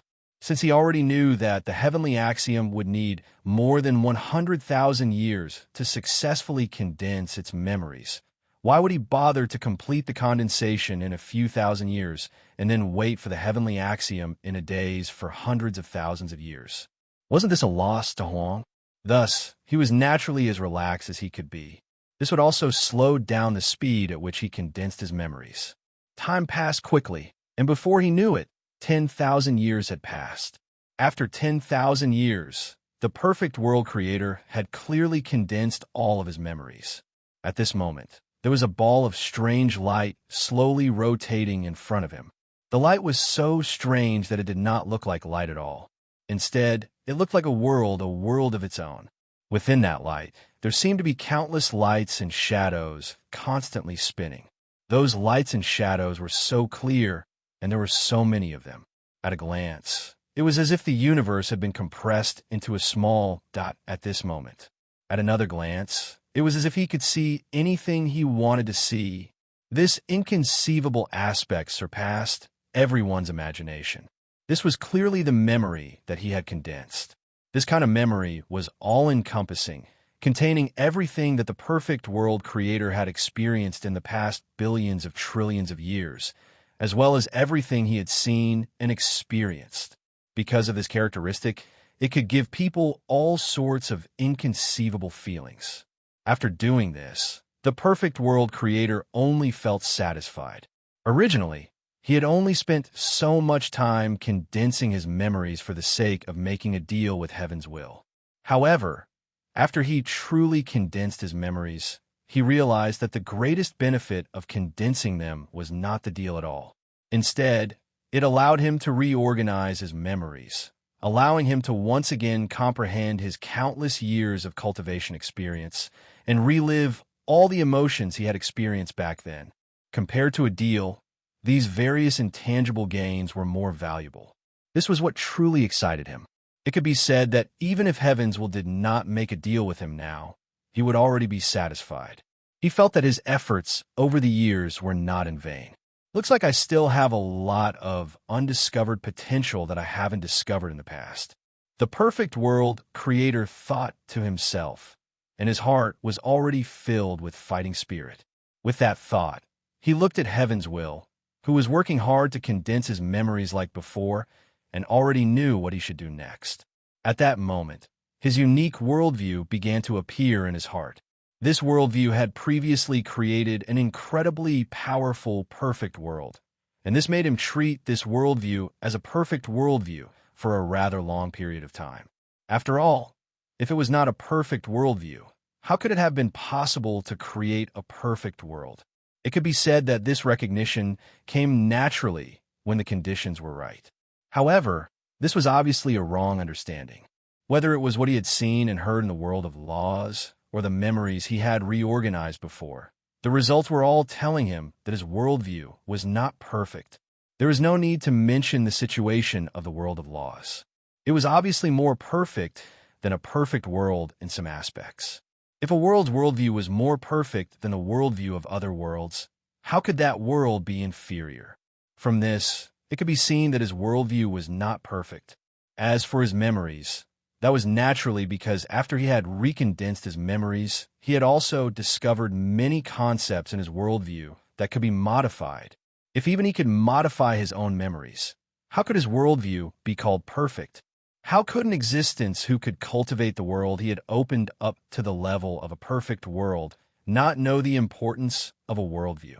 Therefore, the perfect world creator was naturally very clear about how important his worldview was, and he completely understood that it was what he would rely on to move forward.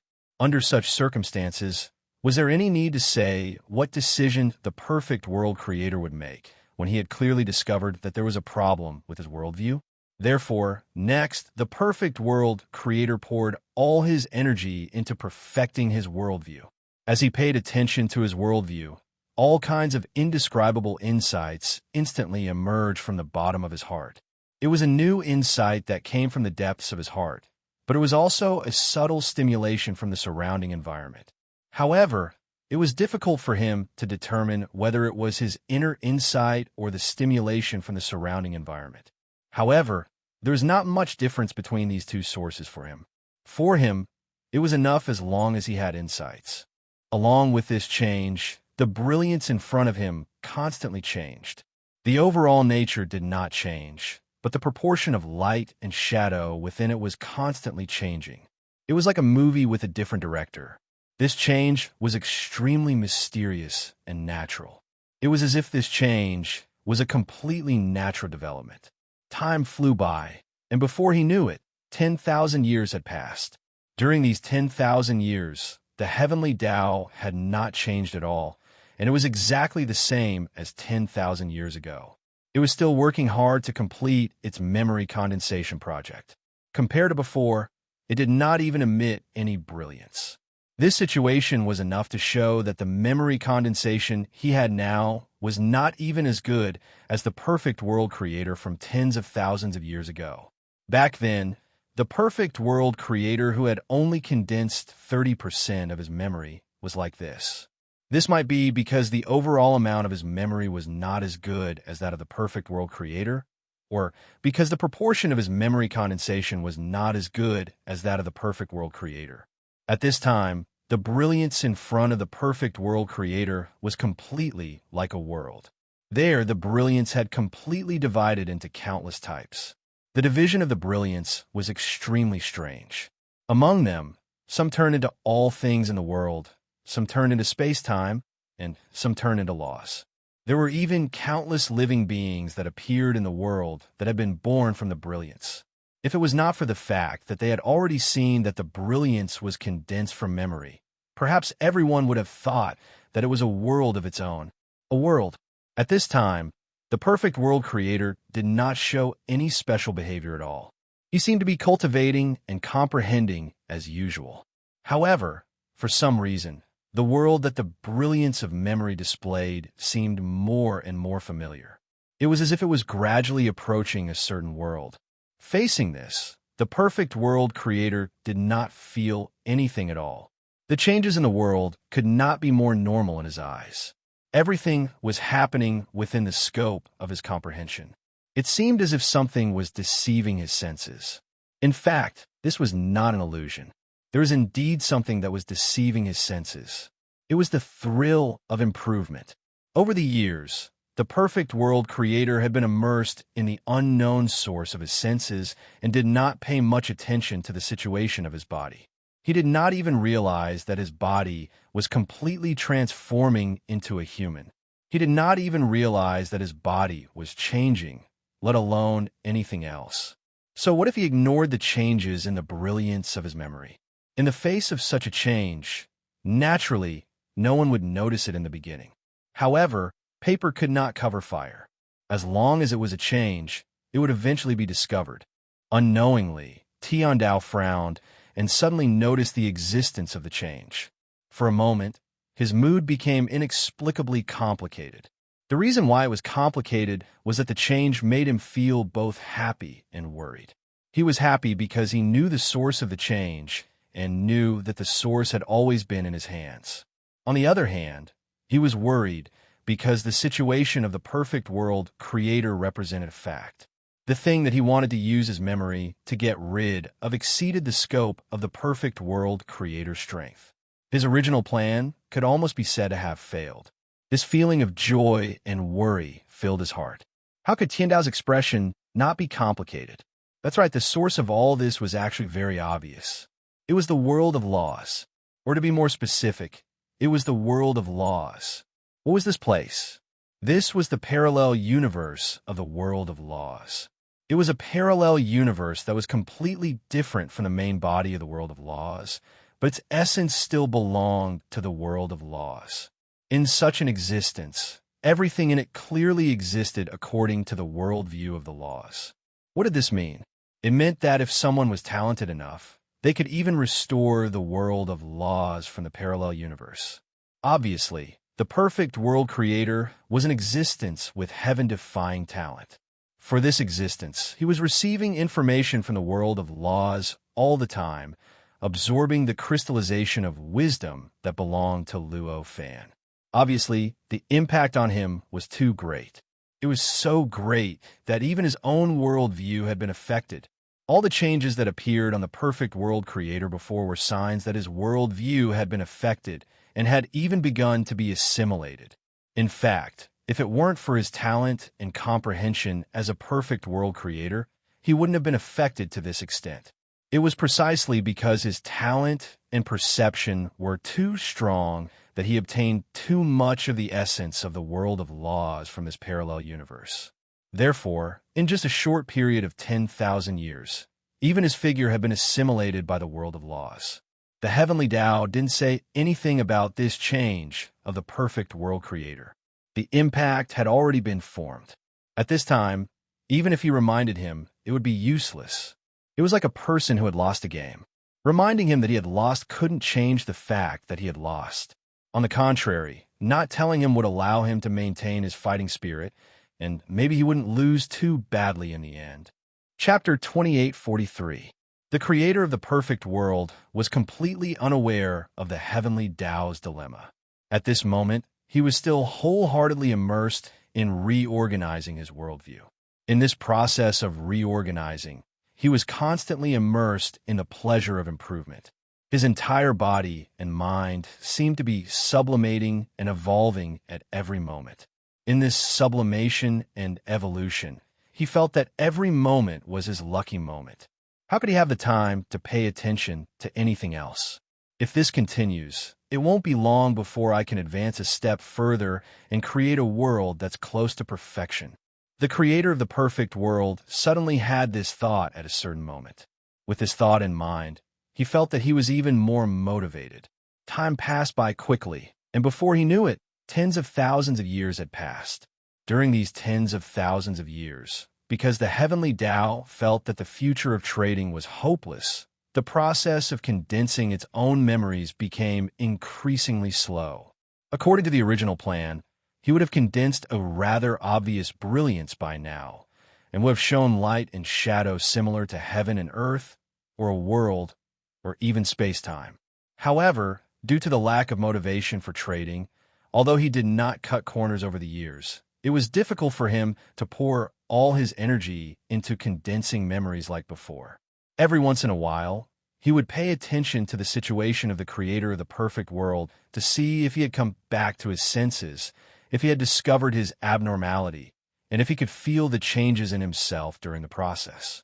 Under such circumstances, the speed at which he condensed memories was naturally much slower than before. With all these conditions intertwined, the result was that the speed at which he condensed memories was far behind his original plan. Therefore, after so many years, although his condensed memories had barely formed some brilliance in front of him, the brilliance had not even taken shape, let alone condensing space-time, condensing a world, condensing a heaven and earth. If it was before, even if the creator of the perfect world was very patient and felt that the longer he waited, the more advantageous it would be for him, he would definitely feel a lot of displeasure. After all, even if the brilliance of the memory had not been condensed, it was no longer an issue of slow speed. This was clearly cutting corners. However, this was only the original. Now that the perfect world was being established, how could he have the mood to pay attention to the heavenly Tao, to the current him, even if the heavenly Tao spent hundreds of millions of years, as long as he could still feel the omnipresent inspiration and still enjoy the pleasure of improving at every moment? It did not matter. Therefore, even if the heavenly Tao was obviously cutting corners, he still did not care and did not show any dissatisfaction. When he noticed the changes in the situation, the heavenly Tao sighed inwardly. At this moment, he looked at the perfect world's creator as if he was looking at a tragedy that he had clearly fallen into a hopeless situation.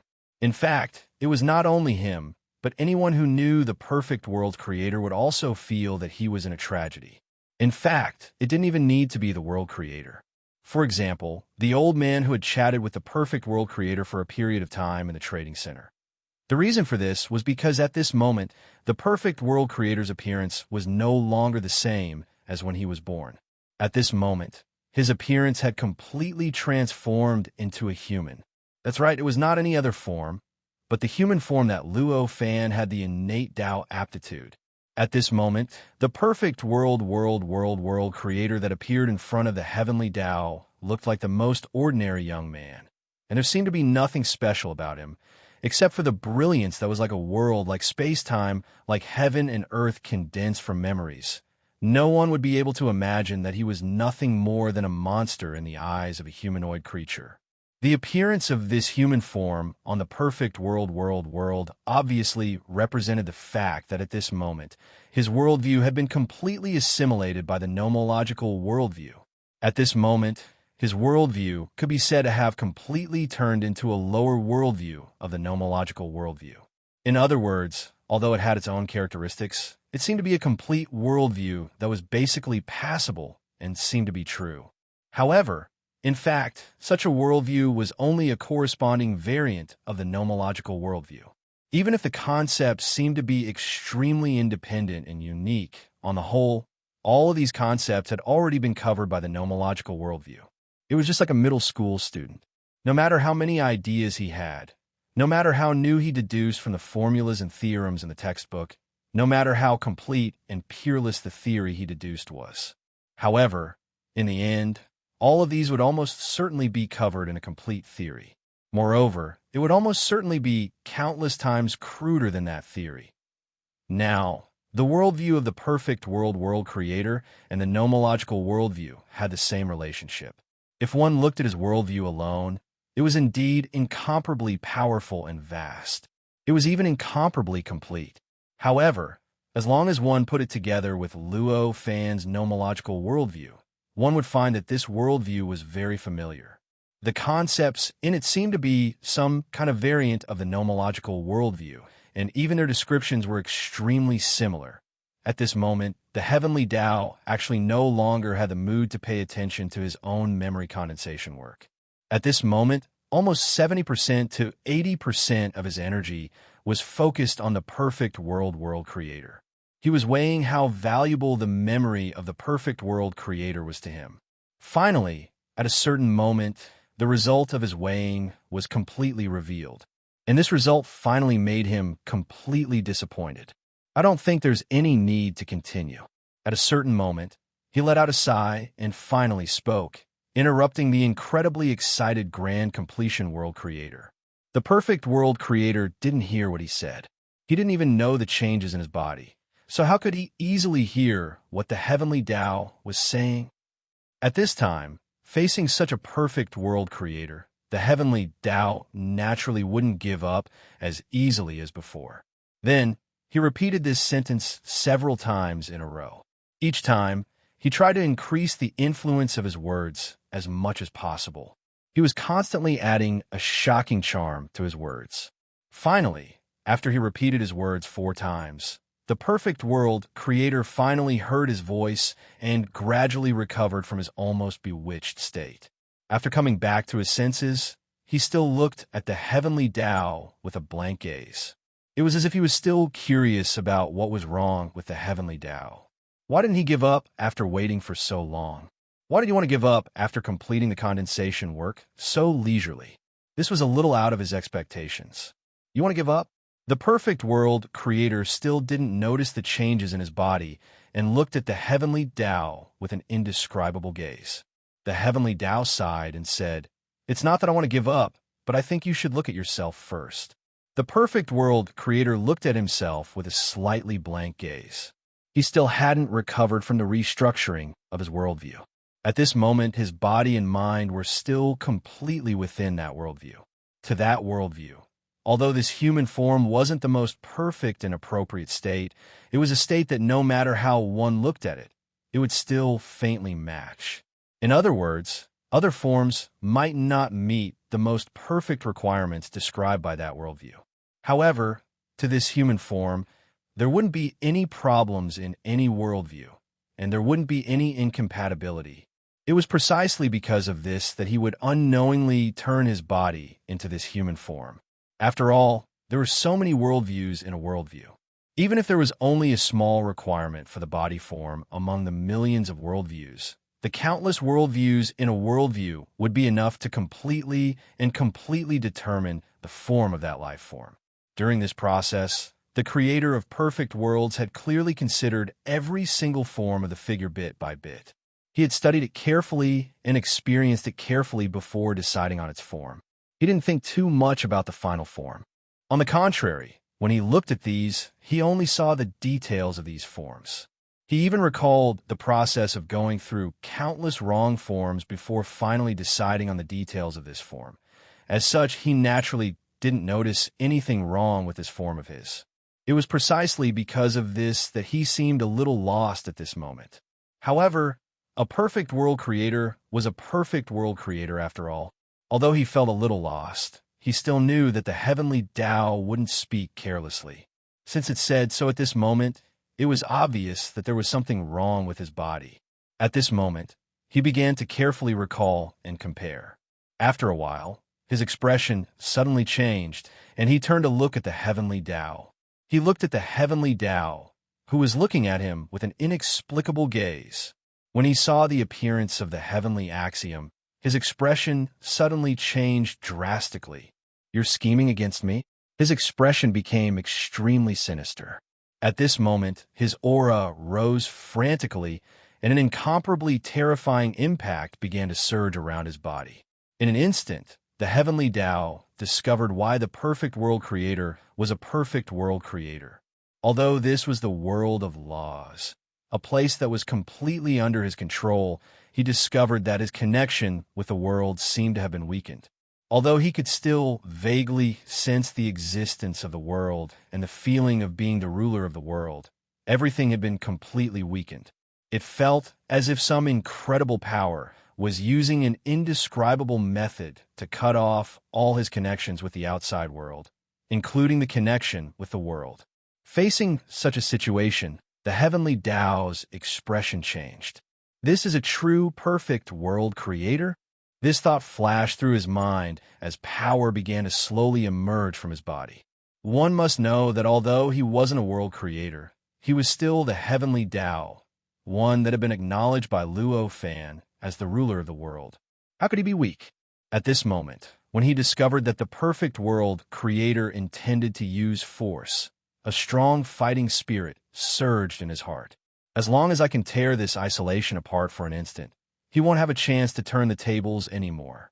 Such a thought flashed through his mind. But the facts showed that he had clearly underestimated the perfect world creator. Or rather, he hadn't only underestimated the perfect world creator, but he had also completely underestimated all the world creators. At this moment, the aura of the perfect world creator didn't decrease. Instead, it rose in a frenzy. In the past, it was already enough to cover the heavens and earth, and it could even affect the connection between the heavenly Tao and the world. But now, after a frenzied increase, its influence was further strengthened. In the beginning, the heavenly Tao was still able to connect him with the heavens and earth. But very soon, he realized that his connection with the heavens and earth had unknowingly weakened. In a daze, he seemed to have been completely separated from the heavens and earth, as if he was all alone. On the other hand, the creator of the world seemed to have become larger and more majestic, like a god of creation that could support the heavens and earth at this moment. Even the world around him that was condensed from the memories of the perfect world creator had changed. They seemed to have turned into a real world, a world that belonged to the perfect world creator. Chapter 28:44. The perfect heaven and earth creator was filled with anger. This kind of anger was enough to destroy the heavens and earth. At this moment, this kind of destruction had already been added to the aura, and it was constantly being released through his own aura, causing this parallel space to shake violently. The perfect heaven and earth creator was very weak in front of Luo Fan and didn't have much of an advantage in front of the heavenly Tao. However, in reality, there was no doubt that he was powerful. After all, he was an existence that could split the world apart. If he truly unleashed his power, destroying the world would be a piece of cake. At this moment, he planned to destroy the world. Faced with such a situation, the heavenly Tao felt as if his entire body was being sliced into pieces and endless pain was drowning him at every moment. "Are you planning to make a move?"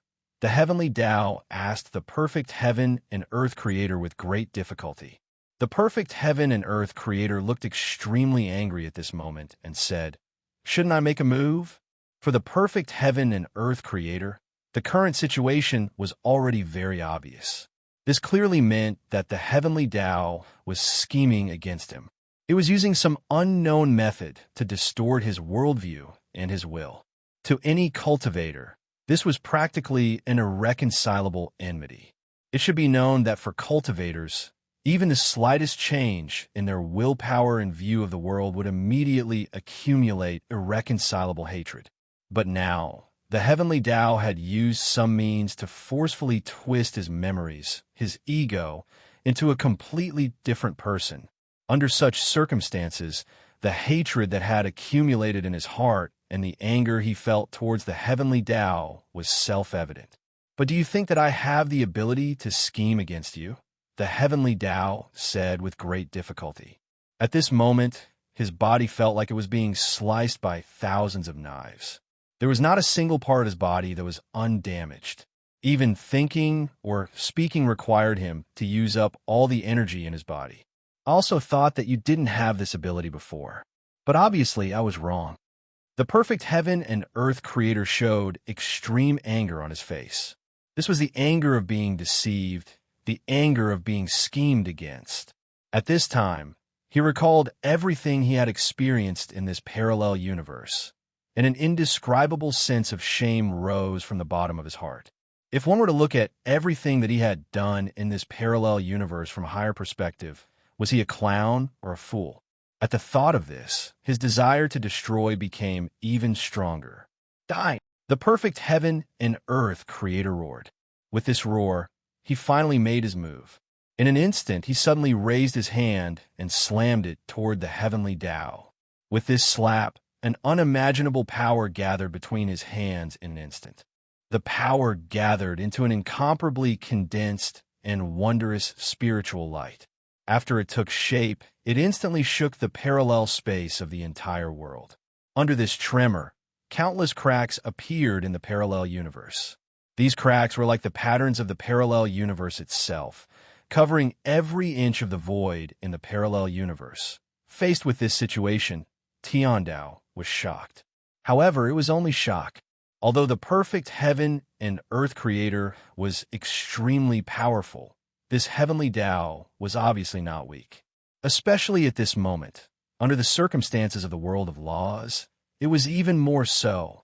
One must know that the heavenly Tao itself had been given the highest authority in this world by Luo Fan. This highest authority allowed him to borrow all the power of this world of laws to do whatever he wanted. At the very least, everything that was allowed by this world of laws. This parallel universe seemed to be completely different from the main body of the world of laws, but in fact, it was also a part of the world of laws. Here, the heavenly Tao could also borrow all the power of the world of laws, and he could also use this power to fight against the perfect heaven and earth creator. At this moment, in the face of the ferocious attack of the perfect heaven and earth creator, the heavenly Tao only sneered. Then his figure flashed, and he instantly left this parallel universe. At the same time, the entire parallel universe, from the inside to the outside, from top to bottom, was filled with a terrifying power of destruction. Under this terrifying power, the entire parallel universe began to be destroyed from the inside out. This destruction was no longer the effect of the perfect heaven and earth creator's power, but the effect of the heavenly Tao's own power, or rather, it was the effect of his authority. With the destruction of the parallel universe, the perfect heaven and earth creator felt an unimaginable and terrifying danger strike his heart. It was as if all the foundations of his body were about to be destroyed and wiped out in an instant. This danger was so intense that the perfect heaven and earth creator instantly felt that if he didn't take action, what awaited him might be death. Faced with such a situation, the perfect heaven and earth creator sneered, and then the light condensed from memories around him began to change inexplicably. Countless strange lights condensed from these lights in an instant, giving rise to countless indescribable phenomena that pushed the strange light to spread out rapidly. The area covered by the light continued to expand outwards. Very soon, its position had completely replaced all the positions of the entire parallel universe, causing the entire parallel universe to be replaced by this light that was like a world, like a time and space. This parallel universe was just an insignificant dot in the entire world of laws. But this didn't mean that it could be abandoned at will. As mentioned before, the countless parallel universes in the world of laws actually represented the countless possibilities of the world of laws. Under such circumstances, the destruction of this parallel universe also represented the destruction of a certain possibility of the world of laws. This situation was obviously unacceptable to the world of laws. After all, no matter how small it was still damage. For the world of laws, damage represented a trend, and a little damage could be the beginning of its collapse. Therefore, the world of laws absolutely couldn't accept the damage of this parallel universe. However, the destruction of this parallel universe was obviously a fact. It was the heavenly Tao that had used its authority to forcibly destroy the parallel universe. Under such circumstances, the world of laws, unacceptance, and the destruction of this parallel universe intertwined, causing the world of laws to start looking for other possibilities to make up for the loss of this parallel universe. For example, the splendor condensed from the memories of the creator of the perfect world that had appeared here at this moment was clearly a good choice. The destruction of the parallel universe was the disappearance of a certain possibility of the world of laws. Under such circumstances, the best way to make up for its loss was, of course, to find that possibility again. In other words, to restore the parallel universe. But it was obvious that this was impossible. In order to destroy the perfect heaven and earth creator at the same time, the heavenly Tao had done its best to destroy the parallel universe. The destruction of the parallel universe had already reached the limit of what it could do. As the heavenly Tao, if the limit of destruction that it thought could be easily restored, then it would be in vain. Therefore, it was obvious that restoring the parallel universe and making up for the loss of the possibility might seem simple. But in fact, it was almost impossible. Since it was impossible to completely restore the parallel universe, the other possible way to restore the possibility of this world was to use another possibility to make up for the loss of the possibility of the world being restored. And obviously, the perfect heaven and earth creator had provided such a brand new possibility at this time. Almost all the content of the memory of the perfect heaven and earth creator came from all his past experiences and everything he had seen and heard in the perfect world. Under such circumstances, even if the world formed by all the light was similar to the world of laws, it was fundamentally a completely different existence from the world of laws. Under such circumstances, this world was a brand new possibility that had never appeared before compared to the world of laws. This possibility was enough to make up for the possibility that the world of laws had lost due to the loss of the parallel universe. However, this possibility was ultimately not the same as the possibility that the world of laws had before. Therefore, even if it was made up for, the possibility of the world of laws would still be somewhat different from the original one. As a result, the entire world of laws fell into an inexplicable turmoil. Or rather, it had fallen into a process of readjusting the balance. At this time, the world formed by the spiritual light of the perfect heaven and earth creator was a change formed under the support of the world of laws. In this change, the perfect heaven and earth creator was unknowingly accepted by the world of laws and gradually obtained a portion of the authority of the world of laws. If Luo Fan was in the world of laws, he naturally wouldn't be able to discover this situation. If Luo Fan was still around, any adjustment of authority in this world would require his consent before it could be completed. If Luo Fan was here, he obviously wouldn't hand over the authority of the world of laws to someone he didn't understand. For example, the perfect heaven and earth creator. However, it was obvious that Luo Fan was no longer in the world of laws. Everything in the world of laws operated automatically under the countless concepts of the world of laws. Secondly, it was under the incomplete initial control of the heavenly Tao. At this time, this change had clearly exceeded the scope of the heavenly Tao's control. In other words, the heavenly Tao had already taken the initiative to give up control over the changes in the world of laws. Therefore, the final decision on whether the perfect heaven and earth creator could obtain the authority of the world of laws had become the countless concepts of the world of laws. The world of laws naturally didn't have its own judgment and intelligence. For the world of laws, as long as it conformed to its own operating rules, as long as it could fit in with its internal concept structure, and there was no contradiction with the concept, then the world of laws would be able to accept it. It didn't matter if the existence was born and bred in the world of laws, nor did it matter how long it had been the world of laws. Obviously, its own world of laws had been assimilated by the world of laws, and even its body had unknowingly transformed into a human form. Under such circumstances, how could it possibly go against the world of laws?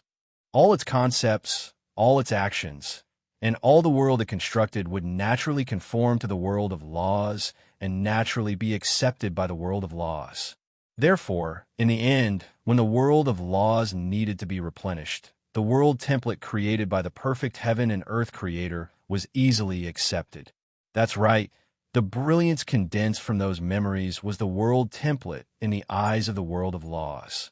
As long as there were enough materials to fill in this template, it would naturally be able to transform into space-time, into a world, and into a world.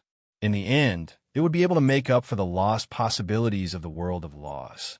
As long as it didn't violate all the rules and concepts of the world of laws and could help the world of laws to make up for the lost possibilities, the world of laws would naturally give it the corresponding authority. The final result was like this. Unknowingly, it had already become the authoritative being of the world of laws. Different from Luo Fan and the heavenly Tao, it was the third authoritative being of the world of laws. The identity of the third authoritative being was enough for the perfect heaven and earth creator to obtain the foundation to greatly weaken the heavenly Tao's advantage in the world of laws. At this moment, the expression on the heavenly Tao's face turned extremely unsightly. He originally planned to rely on the power of the world of laws to get rid of the perfect heaven and earth creator, but he didn't expect that his actions would instead give him a chance to make a comeback. It allowed him to unknowingly obtain a foundation that was comparable to his own, making his situation even more severe. In the end, my understanding of the world of laws is still insufficient. Looking at all this, the heavenly Tao couldn't help but feel regret. If he had a deeper understanding of the world of laws and understood that the world of laws would undergo such changes without anyone controlling it, his choice just now would definitely have been different. In that case, this result obviously wouldn't have happened. Chapter 28:45. At this moment, the perfect world creator had already obtained incredible power.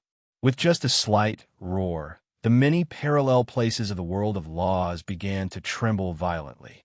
In an instant, Tiandao had a subtle feeling, as if his control over the world of laws had been stripped away in an instant. The world of laws, which he originally didn't care about and still provided him with almost all support, seemed to have gradually forgotten about him at this moment, and the support it provided to him became weaker and weaker. Amidst this change, the many actions he had taken to get rid of the world of laws before were gradually used to settle accounts, and all kinds of inexplicable backlashes began to appear on his body. In a trance, he felt that an important part of his body was gradually being separated. Don't forget, Tiandao itself was not born as a heavenly Tao. In fact, at the beginning, Luo Fan obviously didn't intend to create a heavenly Tao in the world of laws. The appearance of the heavenly Tao of the world of laws was due to various coincidences and circumstances. In the beginning, Luo Fan's goal was only to create a mechanism that completely targeted other worlds. And this mechanism was the antivirus software and firewall. In the end, due to various reasons, the firewall and antivirus software merged and turned into Tiandao. After that, everything that Tiandao experienced and everything that he was experiencing now happened. But now, the heavenly Tao discovered that two parts of itself were slowly being separated from its body. This feeling was extremely strange. At this moment, he had an inexplicable feeling, as if his two originally unified, distracting thoughts were gradually gaining freedom. Gradually, he began to think independently. In fact, there were even all kinds of contradictions between them, and they were actually gradually targeting each other. The appearance of this situation made Tiandao instantly panic. At this moment, he was even more terrified than when he was directly facing the shocking wrath of the perfect world creator. When facing the wrath of the perfect world creator, the worst outcome for him was death. But at least before he died, he would still be himself and wouldn't become something else. However, the situation he was encountering now was completely different. What he was encountering now was that his heart was splitting apart, and he had unknowingly become no longer himself. It wasn't as if he had lost control of himself and was no longer himself. He had truly become no longer himself. How could the heavenly axiom not feel fear in the face of such a situation? One had to know that losing himself was more unacceptable than death. Death was death. After this, he would no longer know or understand anything. Even if the world was destroyed, the world perished, and his body was trampled upon, it would no longer have anything to do with him. However, if he was no longer himself, then the situation would be completely different. Because if that was the case, the situation had clearly changed. His body, his will, and his everything had betrayed him. Strictly speaking, even he himself had betrayed himself. For most people, betrayal was more difficult to accept than death. Obviously, the heaven's will was one of these people. For the heavenly Tao, being betrayed by oneself was an experience even more difficult to accept than death. Under such circumstances, when faced with this moment where his will suddenly split into two and began to think independently, it was easy to imagine how he felt when he considered the outside world from the perspective of an independent entity. At this moment, He had even completely forgotten about the incomparably powerful, perfect heaven and earth creator that he was facing. At this moment, he was wholeheartedly focused on his heart, on the predicament he was currently encountering. How should I solve this problem? At this moment, this was the only thought in Heavenly Tao's mind. Being betrayed by his own body and what was something he couldn't accept no matter what. If he had to choose, he would even rather die. Facing such a change, the perfect heaven and earth creator suddenly stopped.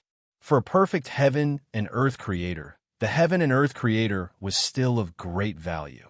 At the very least, the charm that the heaven and earth creator displayed was different from the world of laws, and the feeling of being incompatible with the world of laws made him, who had fallen into the assimilation of the world of laws, rather curious. After all, he had only comprehended for a short period of time in this world. Yet his worldview had already been distorted and assimilated by the world of laws. What about the heaven and earth creator in front of him? As the heaven and earth creator, he was naturally born and raised in this world of laws. How could he have cultivated in this world of laws for hundreds of millions of years? After being immersed in the world of laws for such a long time, it went without saying that the impact he received was huge. He absolutely did not believe that the influence he had received would be any less than the influence he had received.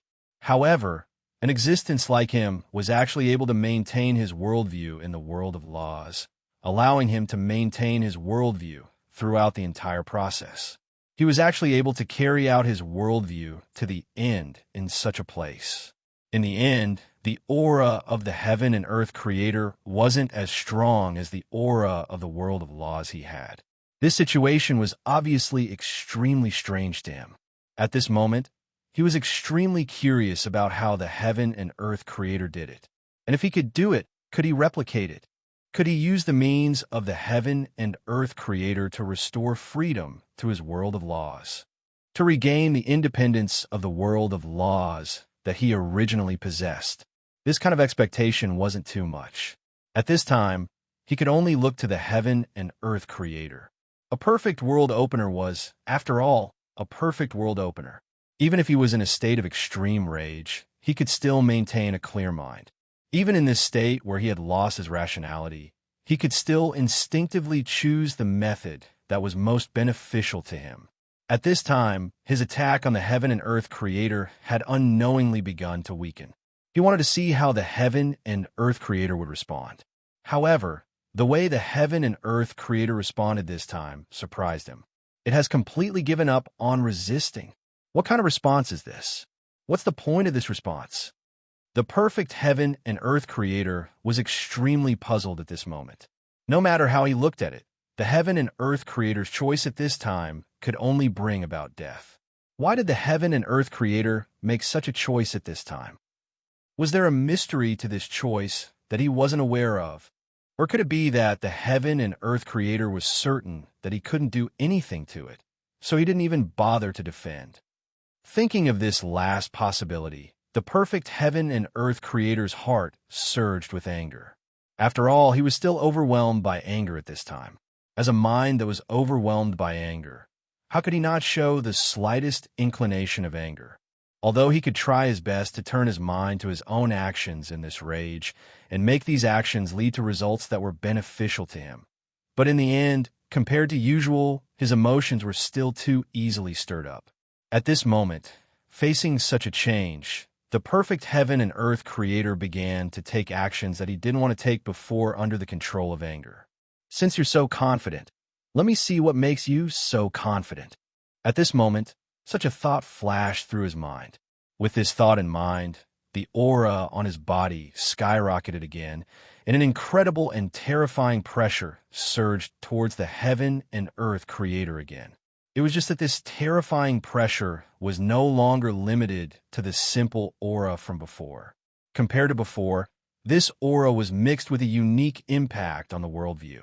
It was the strongest impact on a relatively complete worldview formed after the perfect world creator was assimilated by Luo Fan's worldview of laws. Under this impact, the heaven and earth creator felt as if he was being crushed by an endless and terrifying world out of nowhere. His crushing pressure was so absolute, so intense. Under this crushing pressure, Tiandao could feel that the authority he possessed that belonged to the world of laws was fading away even faster. As this kind of authority faded, the backlash that was originally suppressed because of the existence of authority began to surface even faster.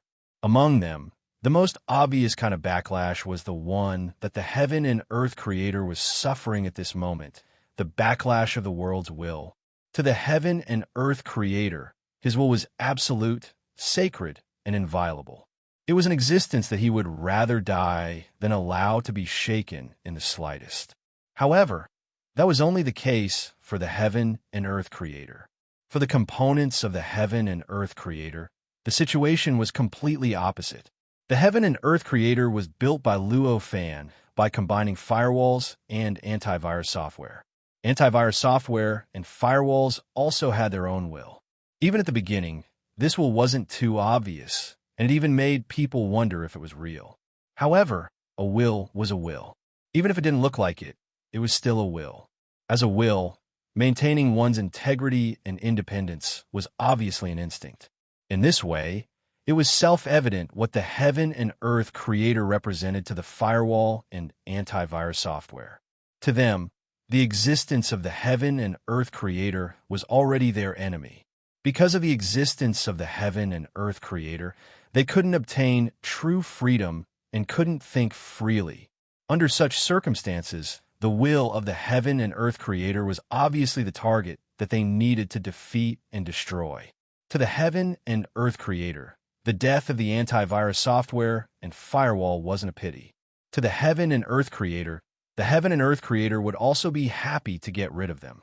Such an absolute position made it so that once a battle broke out between the two camps, it would definitely be a battle to the death. At this moment, the situation was that such a battle was breaking out between the two camps. The heaven and earth creator was trying its best to suppress the will of the firewall and antivirus software that had been reborn. Meanwhile, the two wills were trying their best to separate their own parts from the overall will of the heaven and earth creator, trying their best to assimilate more of the will into their own. The battle was so intense that it even produced waves of indescribable waves that began to be released from Tiandao's body, gushing out in all directions. At a certain moment, a figure suddenly separated from the body of the heaven and earth creator. It was the figure of a man. Soon after, another figure separated from a body. This time, it was the figure of a woman.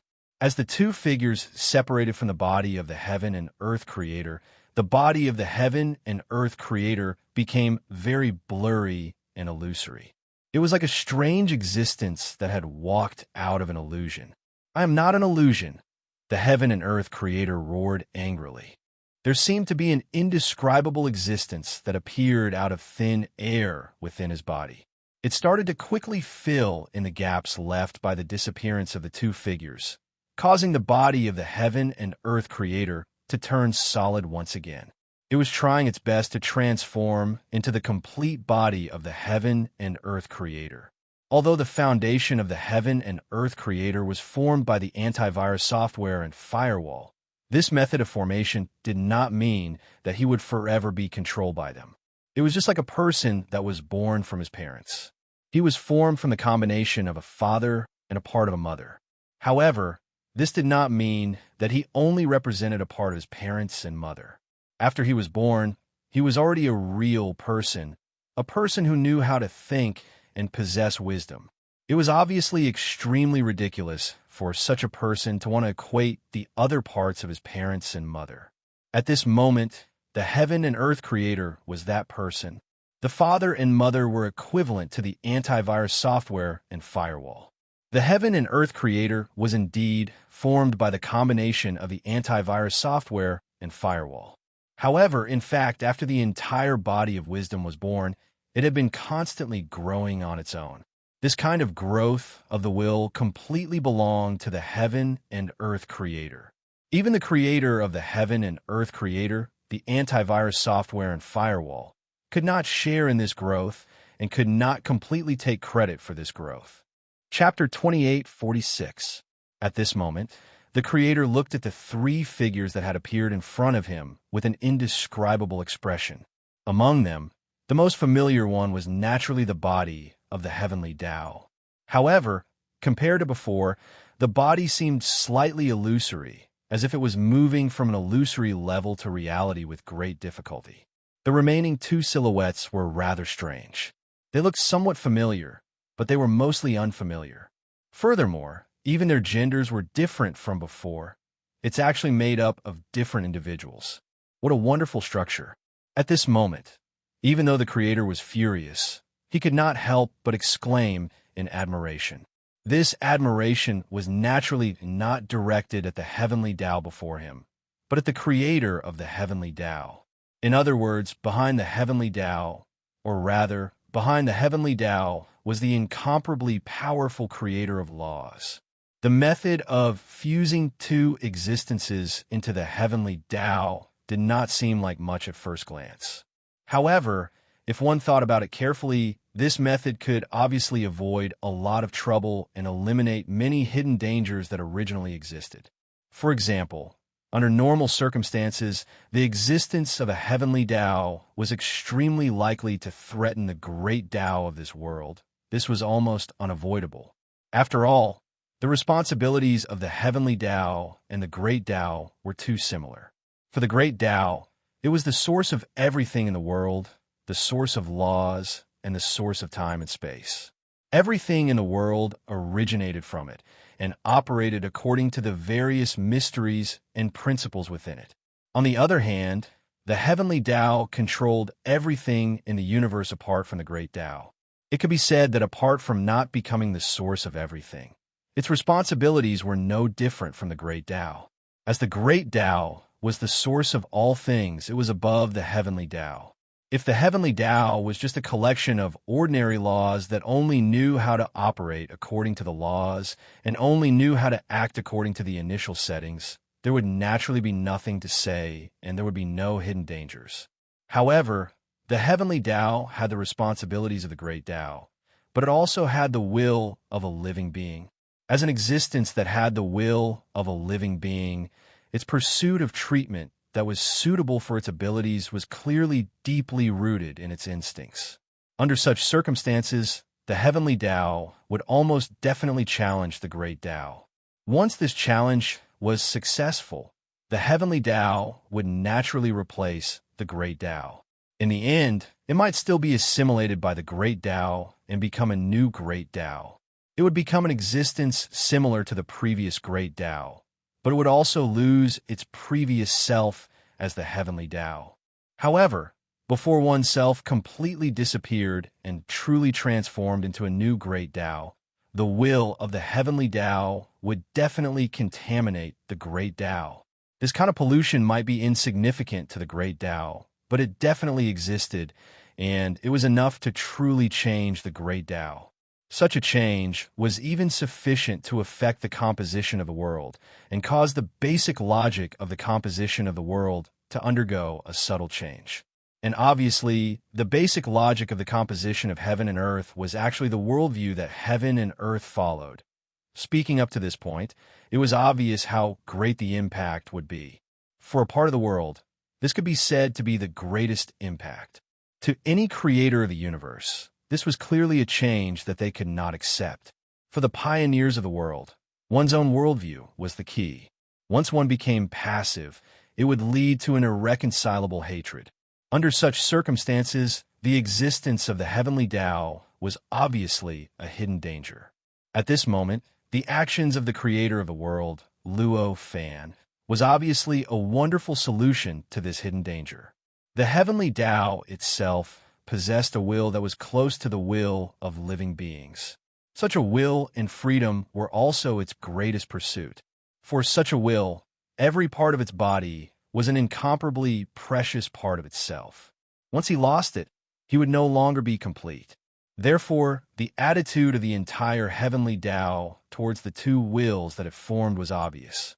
For the two wills that it formed, its independence was also extremely precious, and no existence could shake it. Under such circumstances, it was self-evident what attitude they should have towards the heavenly Tao as a whole. It could be said that the whole and its parts were naturally in a state of constant struggle. Such a struggle would not have any effect under normal circumstances. At most, it would just cause the heavenly Tao to have a little more distracting thoughts. However, once it reached a critical moment, such as when the heavenly Tao intended to replace the great Tao, such a struggle would instantly become fatal to the heavenly Tao. This was because if the heavenly Tao wanted to replace the great Tao, it naturally needed to align its will with the great Tao. Once one's will was aligned with the great Tao, then one's tolerance would increase greatly. In other words, the two parts of its will would instantly obtain a huge space for growth, or, in other words, space to move about. Once there was such space, the two parts of it would naturally grow tremendously.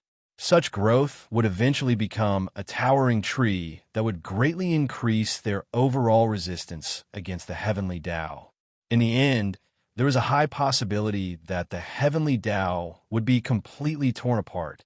Once such an outcome occurred, not only would the heavenly Tao be unable to advance any further, but its own existence might also be greatly threatened.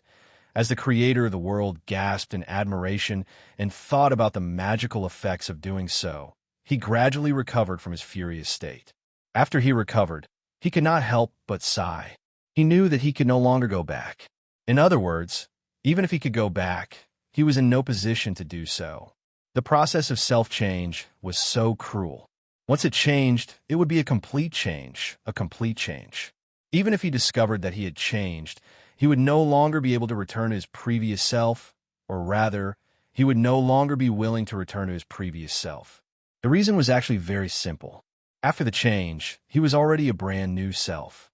Since he was already a brand new self, wouldn't restoring his original self be equivalent to erasing this brand new self? Who was the one who had to decide whether or not to restore himself? The one who made this decision was obviously the new self. In other words, this required the new self to have a fearless spirit of self-sacrifice in order to make such a decision. Obviously, not many new selves would have such a spirit of sacrifice. If they had such a spirit of sacrifice, the changed self would obviously be more outstanding than the old self, and the sacrifice would naturally be meaningless. Therefore, once the self was changed, this change was already a complete and irreversible change. For such a change, even if the changed self seemed to have lost its original potential and a stronger future. However, this was also his own self. Having no future was still better than having a completely lost self. At the very least, this was the case for most living beings. It was the same for this perfect world creator. At this time, his worldview had already been completely assimilated by Luo Fan's worldview. Compared to his original worldview, this worldview was already extremely bad, and his self was no longer the same because of such a change in worldview. However, he was already a new self, not to mention whether he could do it or not. Even if he twisted his view of the world and his sense of self back, his new self would be as good as dead. This kind of fearless self-sacrifice was something that a new perfect world creator could not do. From a certain point of view, this new perfect world creator might have to thank the heavenly Tao for scheming against him. If it wasn't for the heavenly Tao scheming against him, how could he really be born? However, it was obvious that this was the case in theory, but it was not the case from an emotional point of view. Everything he had was inherited from his old self. Everything he had, whether it was his memories or anything else, was completely inherited from his old self. Under such circumstances, although he knew rationally that his birth was due to the schemes of the heavenly axiom, as the creator of a new perfect world who had inherited all of his previous memories, the heavenly axiom was actually scheming against him. Even if this was his previous self, the feelings were ultimately of the same origin and could not be severed no matter what. Under such circumstances, he wanted him to thank the heavenly Tao. That was simply a fool's dream. The heavenly Tao clearly had no time or energy to pay attention to all the actions of the perfect world creator. At this time, he was only focused on his own foundation, on whether he could regain his true self and regain everything he had. Apart from this, he no longer cared about anything else, including his own life and death. In this way, it went without saying what he thought about all the actions of the perfect world creator. "I am real," he muttered as he struggled to condense himself bit by bit from nothingness. His memories, his wisdom, and his brilliance were constantly emerging from the bottom of his heart. Every moment, he was struggling to extract a little bit of his true self, bit by bit, from within. For life, how did one determine the existence of one's self? How could one be sure that one was himself and not something else? There were all sorts of explanations in various philosophies. For cultivators, this kind of self was mixed in their own memories, their own wisdom, and the various inspirations that appeared in their hearts at every moment. All of this contained all aspects of one's self and encompassed everything about one's self. As long as one collected all of the self contained in all of this and combined them together, the final form would be one's self, of course. This was under the condition that there was enough of it. If there wasn't enough of it, then the self obtained would only be a small part of one's self. Under such changes, it was impossible to say how much meaning oneself would have. Fortunately, the heavenly Tao had a huge advantage compared to other living beings. In the past, and even now, it had sent out countless heavenly Tao clones to many other worlds to help them resist the great calamities of the world. In the process, he had gathered tens of thousands of times more wisdom, experience, and even memories than ordinary living beings. With such changes, it went without saying how much of one's self he could extract. With such a foundation, it was easy to imagine how much of one's self he could obtain. Under such circumstances, he would naturally have a great chance of condensing his true self, a complete self. However, this was clearly a rather difficult task. After all, the heavenly Tao clones were not the true bodies of the heavenly Tao. There was no doubt that the memories, inspiration, wisdom, and experiences accumulated in the heavenly Tao clones could extract one's self. However, the concentration of one's self that was extracted in such a way was rather average. It required a considerable amount of condensation before it could truly be used on the new self. As a result, he wanted to use the numerous memories, wisdom, inspiration, and experiences to condense his new self. However, the speed was many times slower than other living beings. At this moment, the heavenly Tao had actually given up on himself. He naturally knew that he was actually facing an unbelievable crisis at this moment. The perfect heaven and earth creator outside could crush his body with a terrifying might at any time and completely destroy everything about him. It was only because of his obsession with himself and his obsession with the truth that he didn't care about all of this at this moment. He completely ignored all of this and only focused on himself, on his own truth. At this moment, he continued, and time grew longer and longer. He felt as if thousands of years had passed, but the feeling of death still did not arrive. It felt as if he was starting his own cultivation in an incomparably safe place. This situation made him extremely surprised, but he did not have the mood to care about the perfect heaven and earth creator. He did not think about why the perfect heaven and earth creator did not take any action, or rather, why he was not dead yet. Compared to this, he placed more importance on his own self. Even if he had a little more self, he felt that it was more meaningful than thinking about these things. Chapter 28:47. The heavenly Tao was working hard for its own self, and the perfect world was also doing the same thing, working hard for its own self. Although they were different individuals, the final development between them was actually so similar in the same battle as if they were different paths leading to the same goal.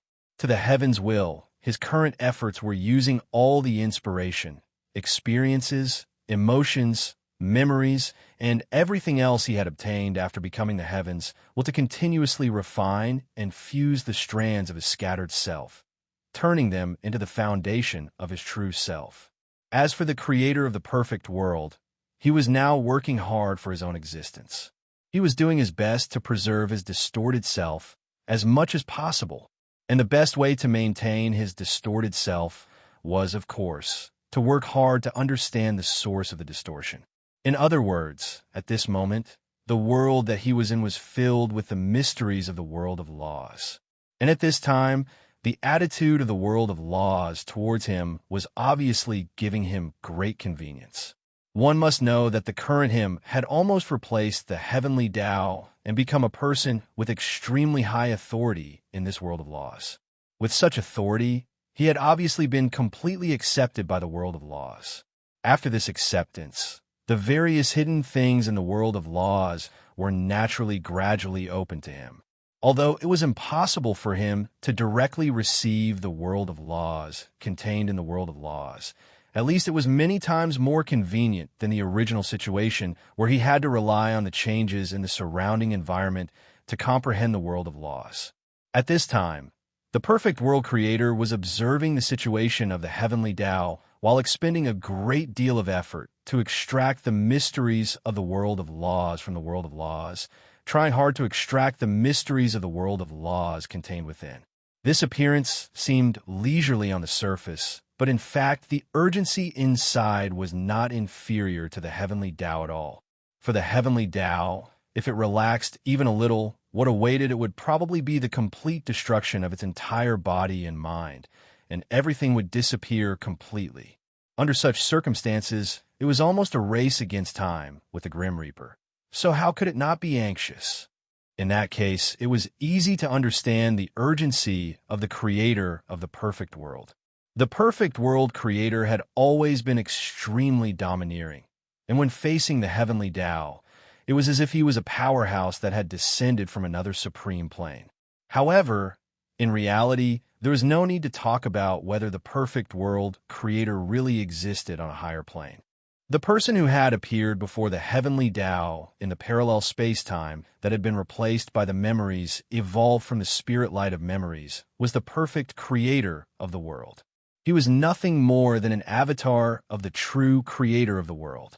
Although this incarnation possessed most of the main body's strength and almost all of the main body's memories.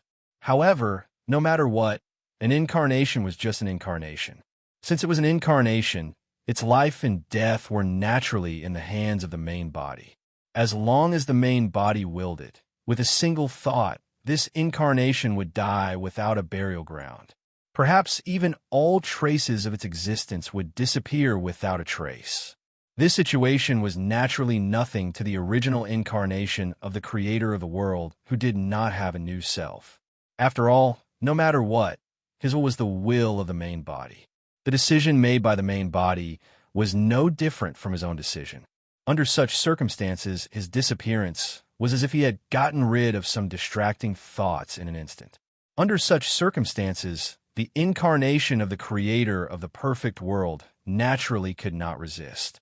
However, when this incarnation obtained a new self, and his worldview was distorted and assimilated by the worldview of the world, the situation was obviously completely different.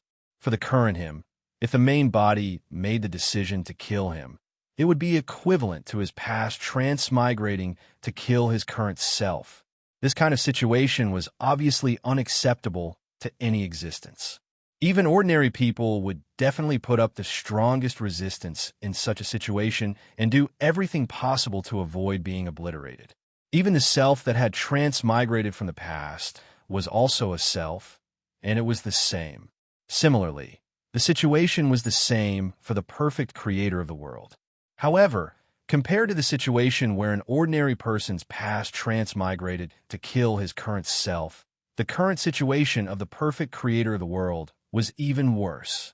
This was because if his past self wanted to kill his current self, he would have to fight his current self like he was fighting an enemy. Only by defeating his current self would he be able to kill his current self.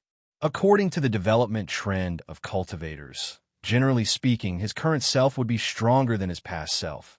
Therefore, if his past self transmigrated to kill his current self, the chances of success were actually quite low unless it was an accident. However, the situation of the perfect creator of the world was completely different. For the perfect creator of the world, what might want to kill him now was the main body that could remove his incarnation with a single thought, completely destroy his foundation of existence, and completely annihilate his body and mind. The danger he had to take against such a main body was tens of thousands of times greater than fighting against his past self. It could be said that his current self could almost be said to be dead in the light. In other words, as long as his main body discovered the changes that were happening to his body, then his body and mind would definitely collapse in the next instant, and there would be no chance of survival. At that time, let alone his self, even the memories of all living beings would probably be completely erased. Under such circumstances, it went without saying how urgent the perfect creator of the world was. In order to avoid such an outcome, the only choice was obviously to start from the world of laws that he was in at this moment. Only by using the world of laws to change his essence as much as possible and change the fact that everything about him was controlled by the main body of the perfect creator of the world could he save his life and allow his main body to truly survive. It went without saying how difficult it was to achieve this goal. At the very least, with the understanding of the world of laws and the understanding of the world of laws, the perfect creator of the world of laws still had no idea how to achieve such an effect. Now, he could only try his best to dig into the depths of the world of laws and try his best to absorb nutrients from it, and finally find a way to change this awkward situation.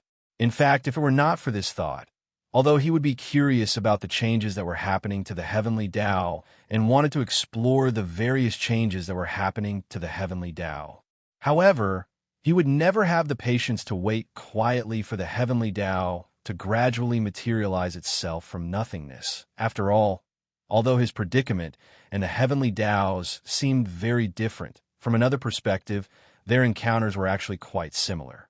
For the heavenly Tao, his current situation was that he wanted to get rid of the fact that he was self-supported by firewalls and antivirus software. He needed to truly materialize his original illusory self. For the perfect creator of the world of laws, he also needed to get rid of the foundation of his existence and let his self truly materialize so that he could completely get rid of the danger of death in the process. From this point of view, their situations were quite similar. As the new authority holder of the world of laws, the perfect creator of the world of laws gradually came into contact with the secrets of the world of laws. Soon, more and more parallel worlds entered his senses. There are actually so many parallel worlds. What kind of existence created such a world? Sensing the existence of countless parallel worlds, the perfect creator of the world of laws couldn't help but be shocked. After all, the situation of the world of laws in front of him had completely subverted his worldview, making him feel even more shocked by the vastness and perfection of the world of laws. At this moment, he wasn't just rejoicing that he had been distorted and assimilated by the world of laws because of the birth of a new self. Instead, he was inexplicably rejoicing because of the power of the world of laws. Perhaps it wasn't a bad thing to be assimilated by such a world of laws. Perhaps his potential hadn't been lost. On the contrary, it seemed to have been greatly expanded. If his main body knew about this feeling, he would understand that it was a manifestation of his own world of laws being distorted and assimilated more intensely by the world of laws. However, for this incarnation who had a new self, it was clearly his own insight. Based on the situation of the incarnation itself, this was actually not wrong. After all, the world of laws that the incarnation possessed came from the main body. If this world of laws didn't change, and the incarnation completely inherited all the memories, emotions, and senses of the main body, then this world of laws would naturally be no different from his own. However, once this incarnation obtained its own self and turned from an accessory of the main body into an independent individual, even if it wasn't a brand new individual, this situation would undergo an earth-shattering change. At this point, the world of laws that seemed to have been created by his main body was obviously no longer compatible with him. At this point, the existence of this world of laws was obviously similar to the essence of the world of laws. From his point of view, the original him could actually be regarded as a state that was distorted and assimilated by his main body's world of laws. Under such circumstances, being assimilated by the world of laws was no different from his original self. Since there was no difference in essence, Being assimilated by a stronger world of laws and a more perfect world of laws was obviously more promising and potential than being assimilated by a weaker world of laws. Although perhaps for existences that had a unique world of laws and had never been assimilated by the world of laws, their potential would be weaker. In comparison, it was already much stronger than before. Moreover, this situation wasn't unchangeable. Just like the heavenly Tao, it turned out that his world of laws was also given by Luo Fan, and it couldn't even be regarded as his own world of laws. But now, wasn't he also working hard to sort out his own world of laws and get rid of the limitations of the world of laws? Of course, this didn't mean that being assimilated by the world of laws wouldn't have an impact on the creators of perfect worlds. In fact, being assimilated by the world of laws was equivalent to erasing the past self, and from the remains of this erased self, a new self was born. Next, how this new self chose, even if it reorganized its own world of laws and got rid of the limitations of the world of laws, that was only the achievement of this new self. For the original self, all of this was obviously meaningless. In other words, even if this new self reorganized the original self's world of laws and strengthened this world of laws, the new self would no longer be the original self. At most, it would be an existence that looked exactly the same as the original self in all aspects. Of course, generally speaking, this kind of situation was actually impossible. Since the original world of laws had been distorted and assimilated by the world of laws, this proved that this kind of world of laws was far from comparable to the world of laws. Under such circumstances, it was obviously an almost impossible task to get rid of the assimilation and distortion of the world of laws by reorganizing and strengthening this world of laws. Perhaps it wasn't absolutely impossible. Perhaps there were some special existences that could erase their own memories through some means, and then using comparably complicated techniques to recomprehend and reorganize the world of laws that was no different from the previous world of laws. This was the only way that there was a slim chance that the original world of laws could be reproduced. Of course, this kind of behavior was generally unlikely to succeed. In the end, the world of laws that were reorganized in this way was still specious. Perhaps it looked very similar to the original world of laws in general, but specifically, the details of this world of laws were still quite different from the original. Chapter 2848. At this moment, what the creator of the perfect world wanted was complete independence. There was only one thing that he could rely on, and that was the world of laws, as well as the world of laws contained within the world of laws, which seemed to be more powerful, more complete, more promising, and more potential than the world of laws that he originally possessed. At this moment, the creator of the perfect world of laws still hadn't discovered what had happened to his clone. For his main body, there were too many things that he needed to do. He needed to help his own world give birth to life again, restore vitality to his world that was almost in ruins, make his own world and the surrounding paths, and form an indescribable balance with the surrounding paths, and so on and so forth. All of these things were extremely important to him. Under such circumstances, he naturally couldn't pay attention to the situation of his clone at all times. Of course, there was a very important reason for this, and that was that at this moment, his clone had only entered the world of laws for a few dozen breaths of time at most. Not paying attention to his clone for a few dozen breaths of time was extremely normal for an extremely busy creator of the perfect world of laws. Of course, this was only temporary. After all, his clone was still his clone. No matter how big of a heart he had, it was impossible for him to completely cast his clone aside. In the end, he would still take some time to pay attention to his clone and receive everything that his clone had experienced. If the main body wanted to do that, everything about the main body would no longer be a secret to the main body. At this point, his death would obviously come at any time. Facing such a situation, it was imaginable how anxious the clone of the perfect world of laws would be. Fortunately, the location of this clone was in the parallel universe of the perfect world of laws. The time there was completely unrelated to the main body of the world of laws, as well as the transportation network outside of the main body of the world of laws. This gave the clone enough time to make arrangements to prevent himself from suffering. At this moment, this parallel universe had completely fallen into the control of the clone of the perfect world of laws, and the time there was naturally more at his disposal. Under his adjustments, the flow of time in this parallel universe had unknowingly accelerated to the limit that he could control. In other words, hundreds of millions of years were equivalent to an instant in the outside world. It could be said that this little adjustment was enough to give the incarnation of the creator of the perfect world countless years.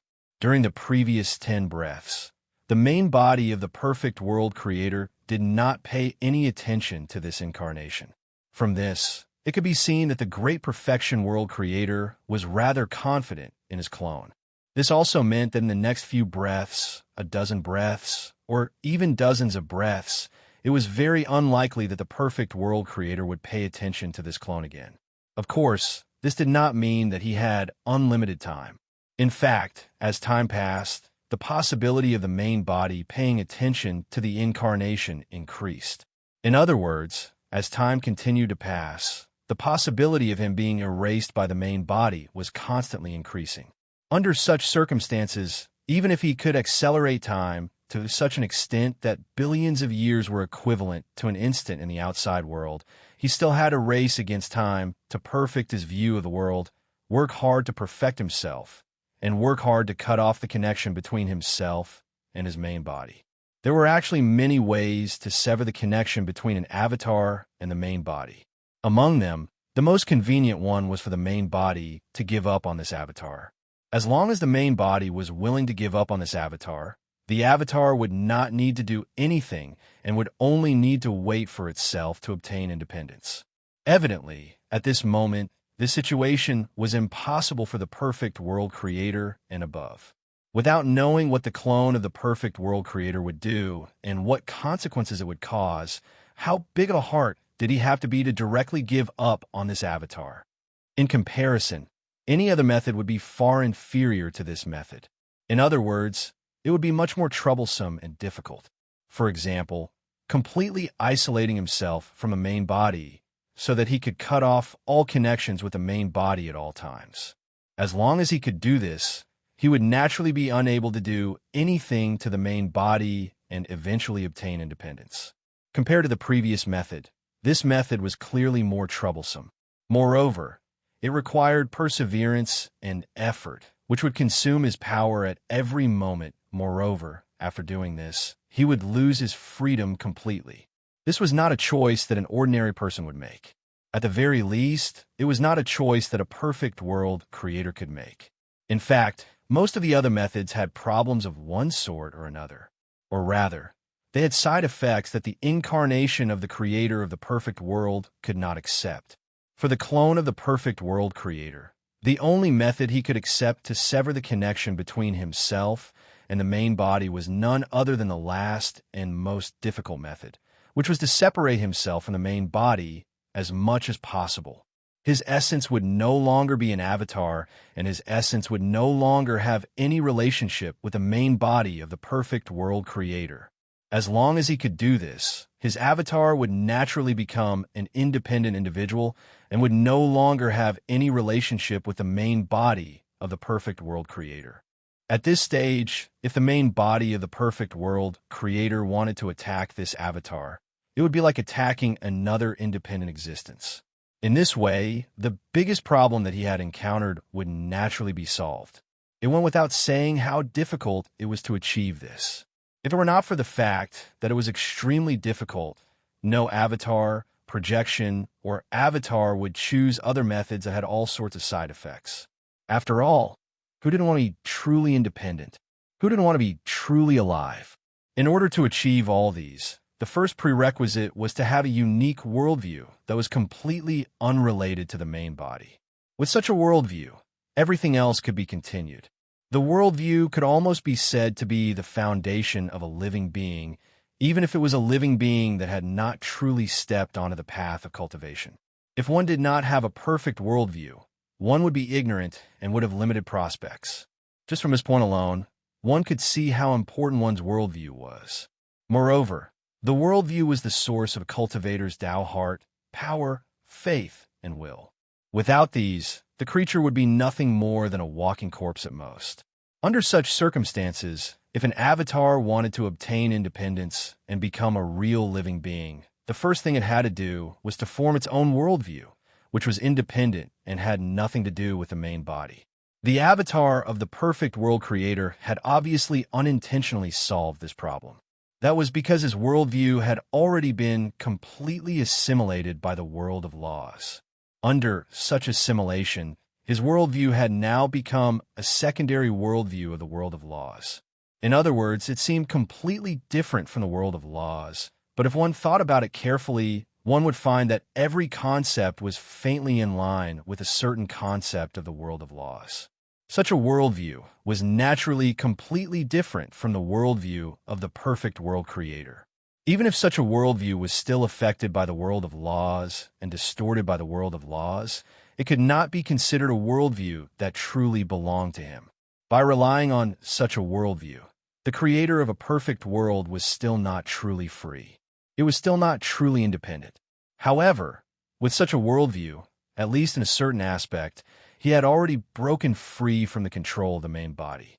At this time, if the main body paid attention, he would still be able to discover his existence and everything that he had experienced. However, he was no longer able to control the thoughts in his heart. Under such circumstances, the only way for the perfect world creator's main body to destroy him was to directly deal with him like how he dealt with other individuals and powerhouses. Such a change in time was already a shocking improvement for the embodiment of the creator of the world. At the very least, at this time, the avatar of the perfect world creator was already quite satisfied with this. Next was the second step. The first step was to form a unique worldview that was completely different from the original body. Next, if he wanted to obtain independence and truly become a complete individual, he would no longer be shackled by the perfect world creator's main body and no longer be destroyed by a single thought of the other party. The second step that he needed to do was to directly change his own essence. During this process, his essence could be transformed by the worldview and gradually transformed from the original essence that he inherited from the original body to a state that was completely in line with the world of laws. In other words, it was the state of his worldview at this moment. In this situation, it could also be said that he was using the brand new self that he had now produced to assimilate his own essence. As long as he could complete this step, he would be able to sever the connection between himself and his main body. He would be able to gain complete freedom and become a true individual. And that would basically be the end of it. Achieving this was actually the most difficult thing for the perfect world creator. That was because his original worldview that belonged to a perfected pioneer of the world was too stubborn, and it was too closely integrated with his own essence. This kind of tight union, this kind of stubborn state, made it incomparably difficult to change. At the very least, with the ability of this avatar at this moment, it would take an infinite amount of time to change. Under such circumstances, even if this avatar had the ability to distort the flow of time in this parallel universe to the extreme, making an instant in the outside world equivalent to billions of years here, he had no confidence that he would be able to completely change his essence before the main body discovered his situation and make himself basically unaffected by the other party's control. Moreover, even if he completed this step, it would only mean that he had taken the initial step of becoming an independent individual. In fact, this was only the basics. Compared to true independence and a complete individual, he still had a subtle connection with the main body and was still not truly perfect. After all, no matter what, the main body was still the main body.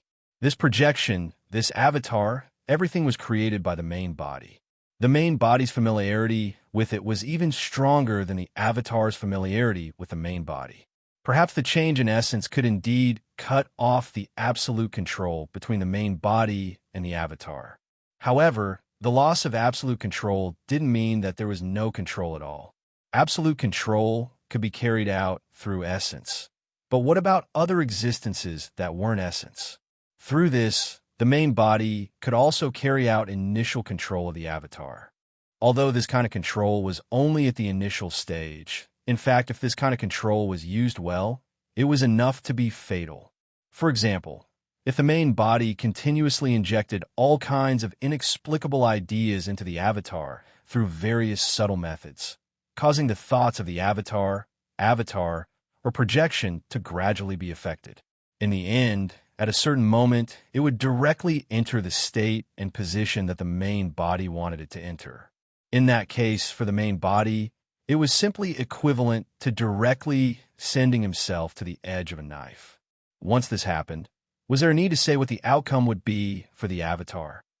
Therefore, after completing the second step, there was still a third step for the avatar, which was to completely cut off all the connections between itself and the main body. Under such circumstances and facing such changes, there is only one thing for the avatar to rely on in order to achieve this goal: the world of laws and the world of laws. Only with the help of such an existence would he have the opportunity to achieve this. Chapter 2850. Unknowingly, hundreds of millions of years had passed in this parallel universe.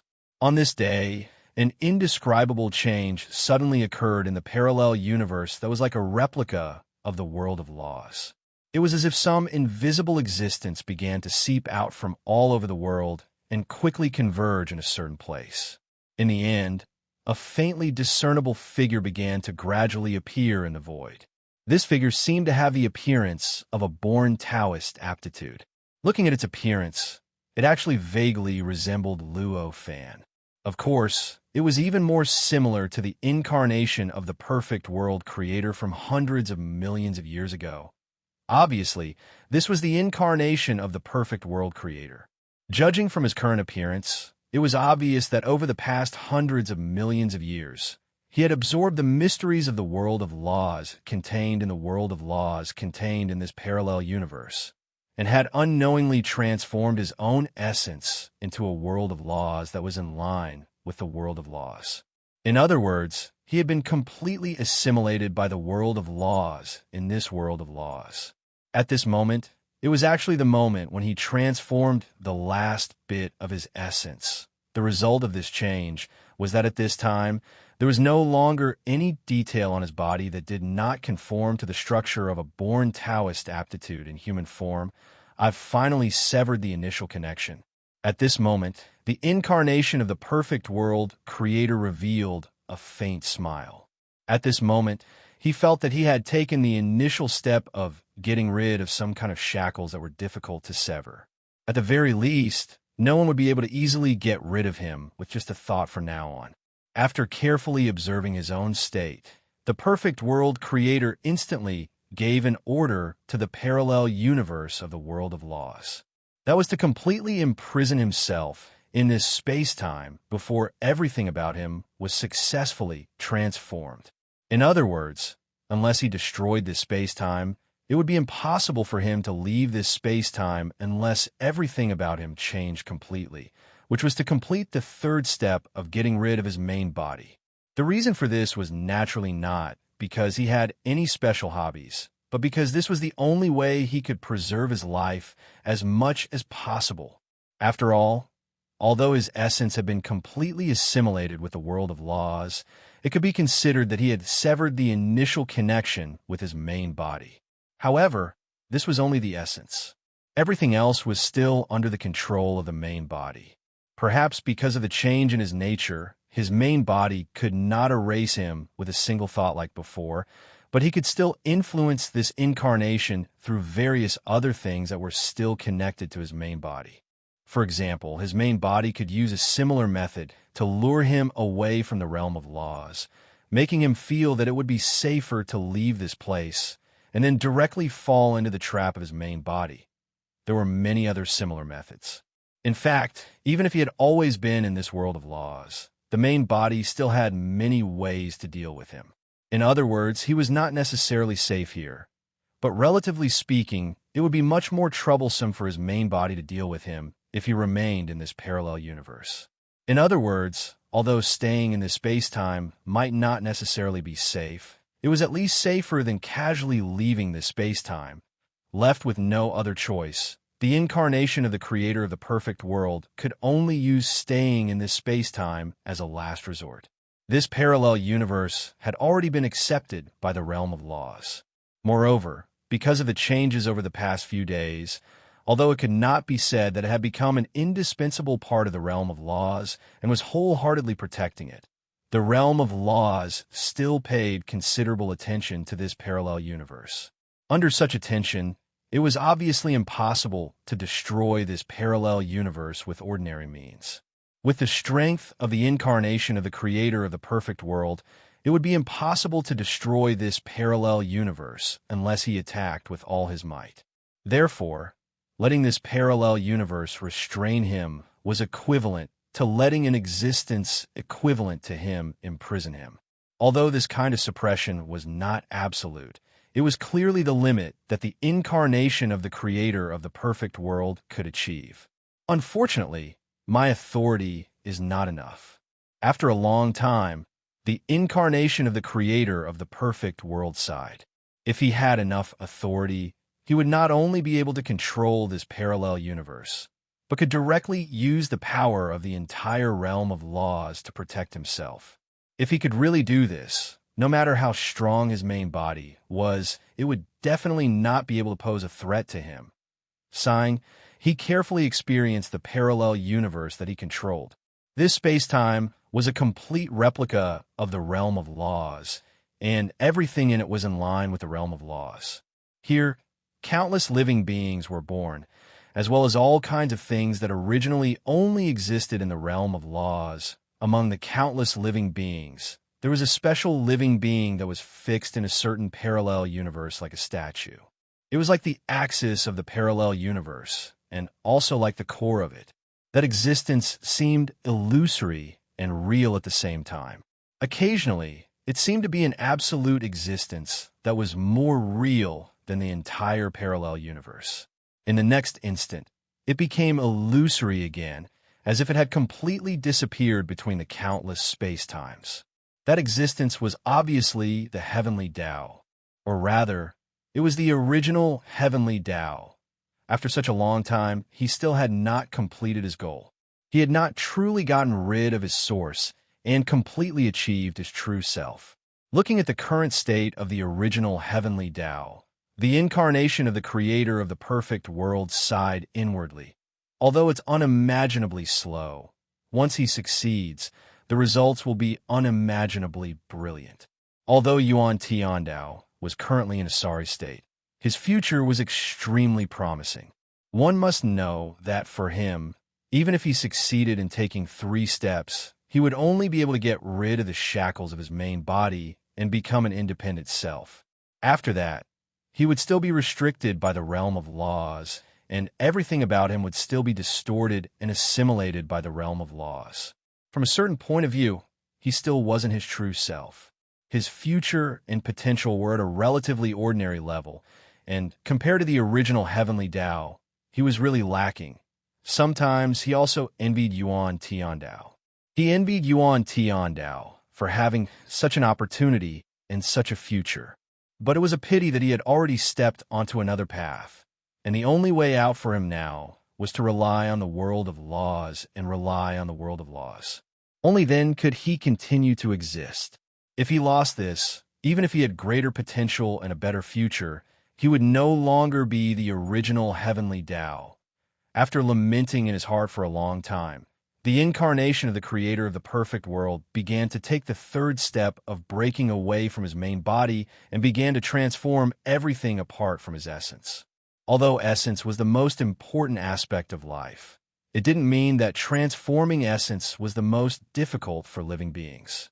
In fact, the reason why essence was called essence was because it was the core of life, and as such an existence, the amount of it was naturally relatively small. Under such circumstances, converting it might have far-reaching effects. But in terms of how troublesome it was compared to everything else, it wasn't even on the list. Therefore, if he wanted to transform everything apart from his essence, the time needed would probably be hundreds of millions of times longer than the previous transformation. Even with the parallel universe as a support, the incarnation of the perfect world's creator would still need a long time to complete the transformation. During this period of time, the possibility that his main body didn't notice anything unusual was so slim that it was almost non-existent.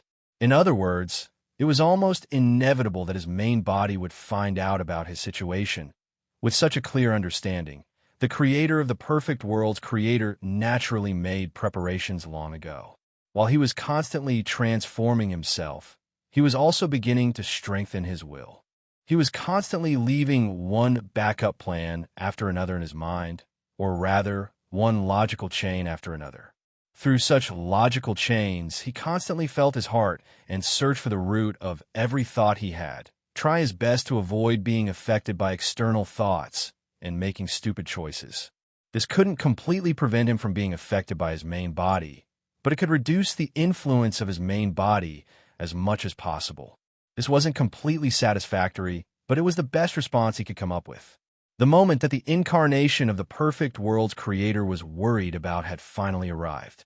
At a certain moment, an indescribable impulse suddenly surged from the depths of his heart. This impulse urged him to leave this space-time, leave the world of laws, and head to a certain location in the transportation network layer to search for something that was extremely important to him. This impulse appeared so abruptly, but it was also so natural. It felt like a sudden impulse, as if he suddenly had an inexplicable premonition. At this moment, he almost completely forgot everything else. He instinctively wanted to leave this parallel universe, leave the world of laws, and head to that location to search for the so-called precious thing he needed.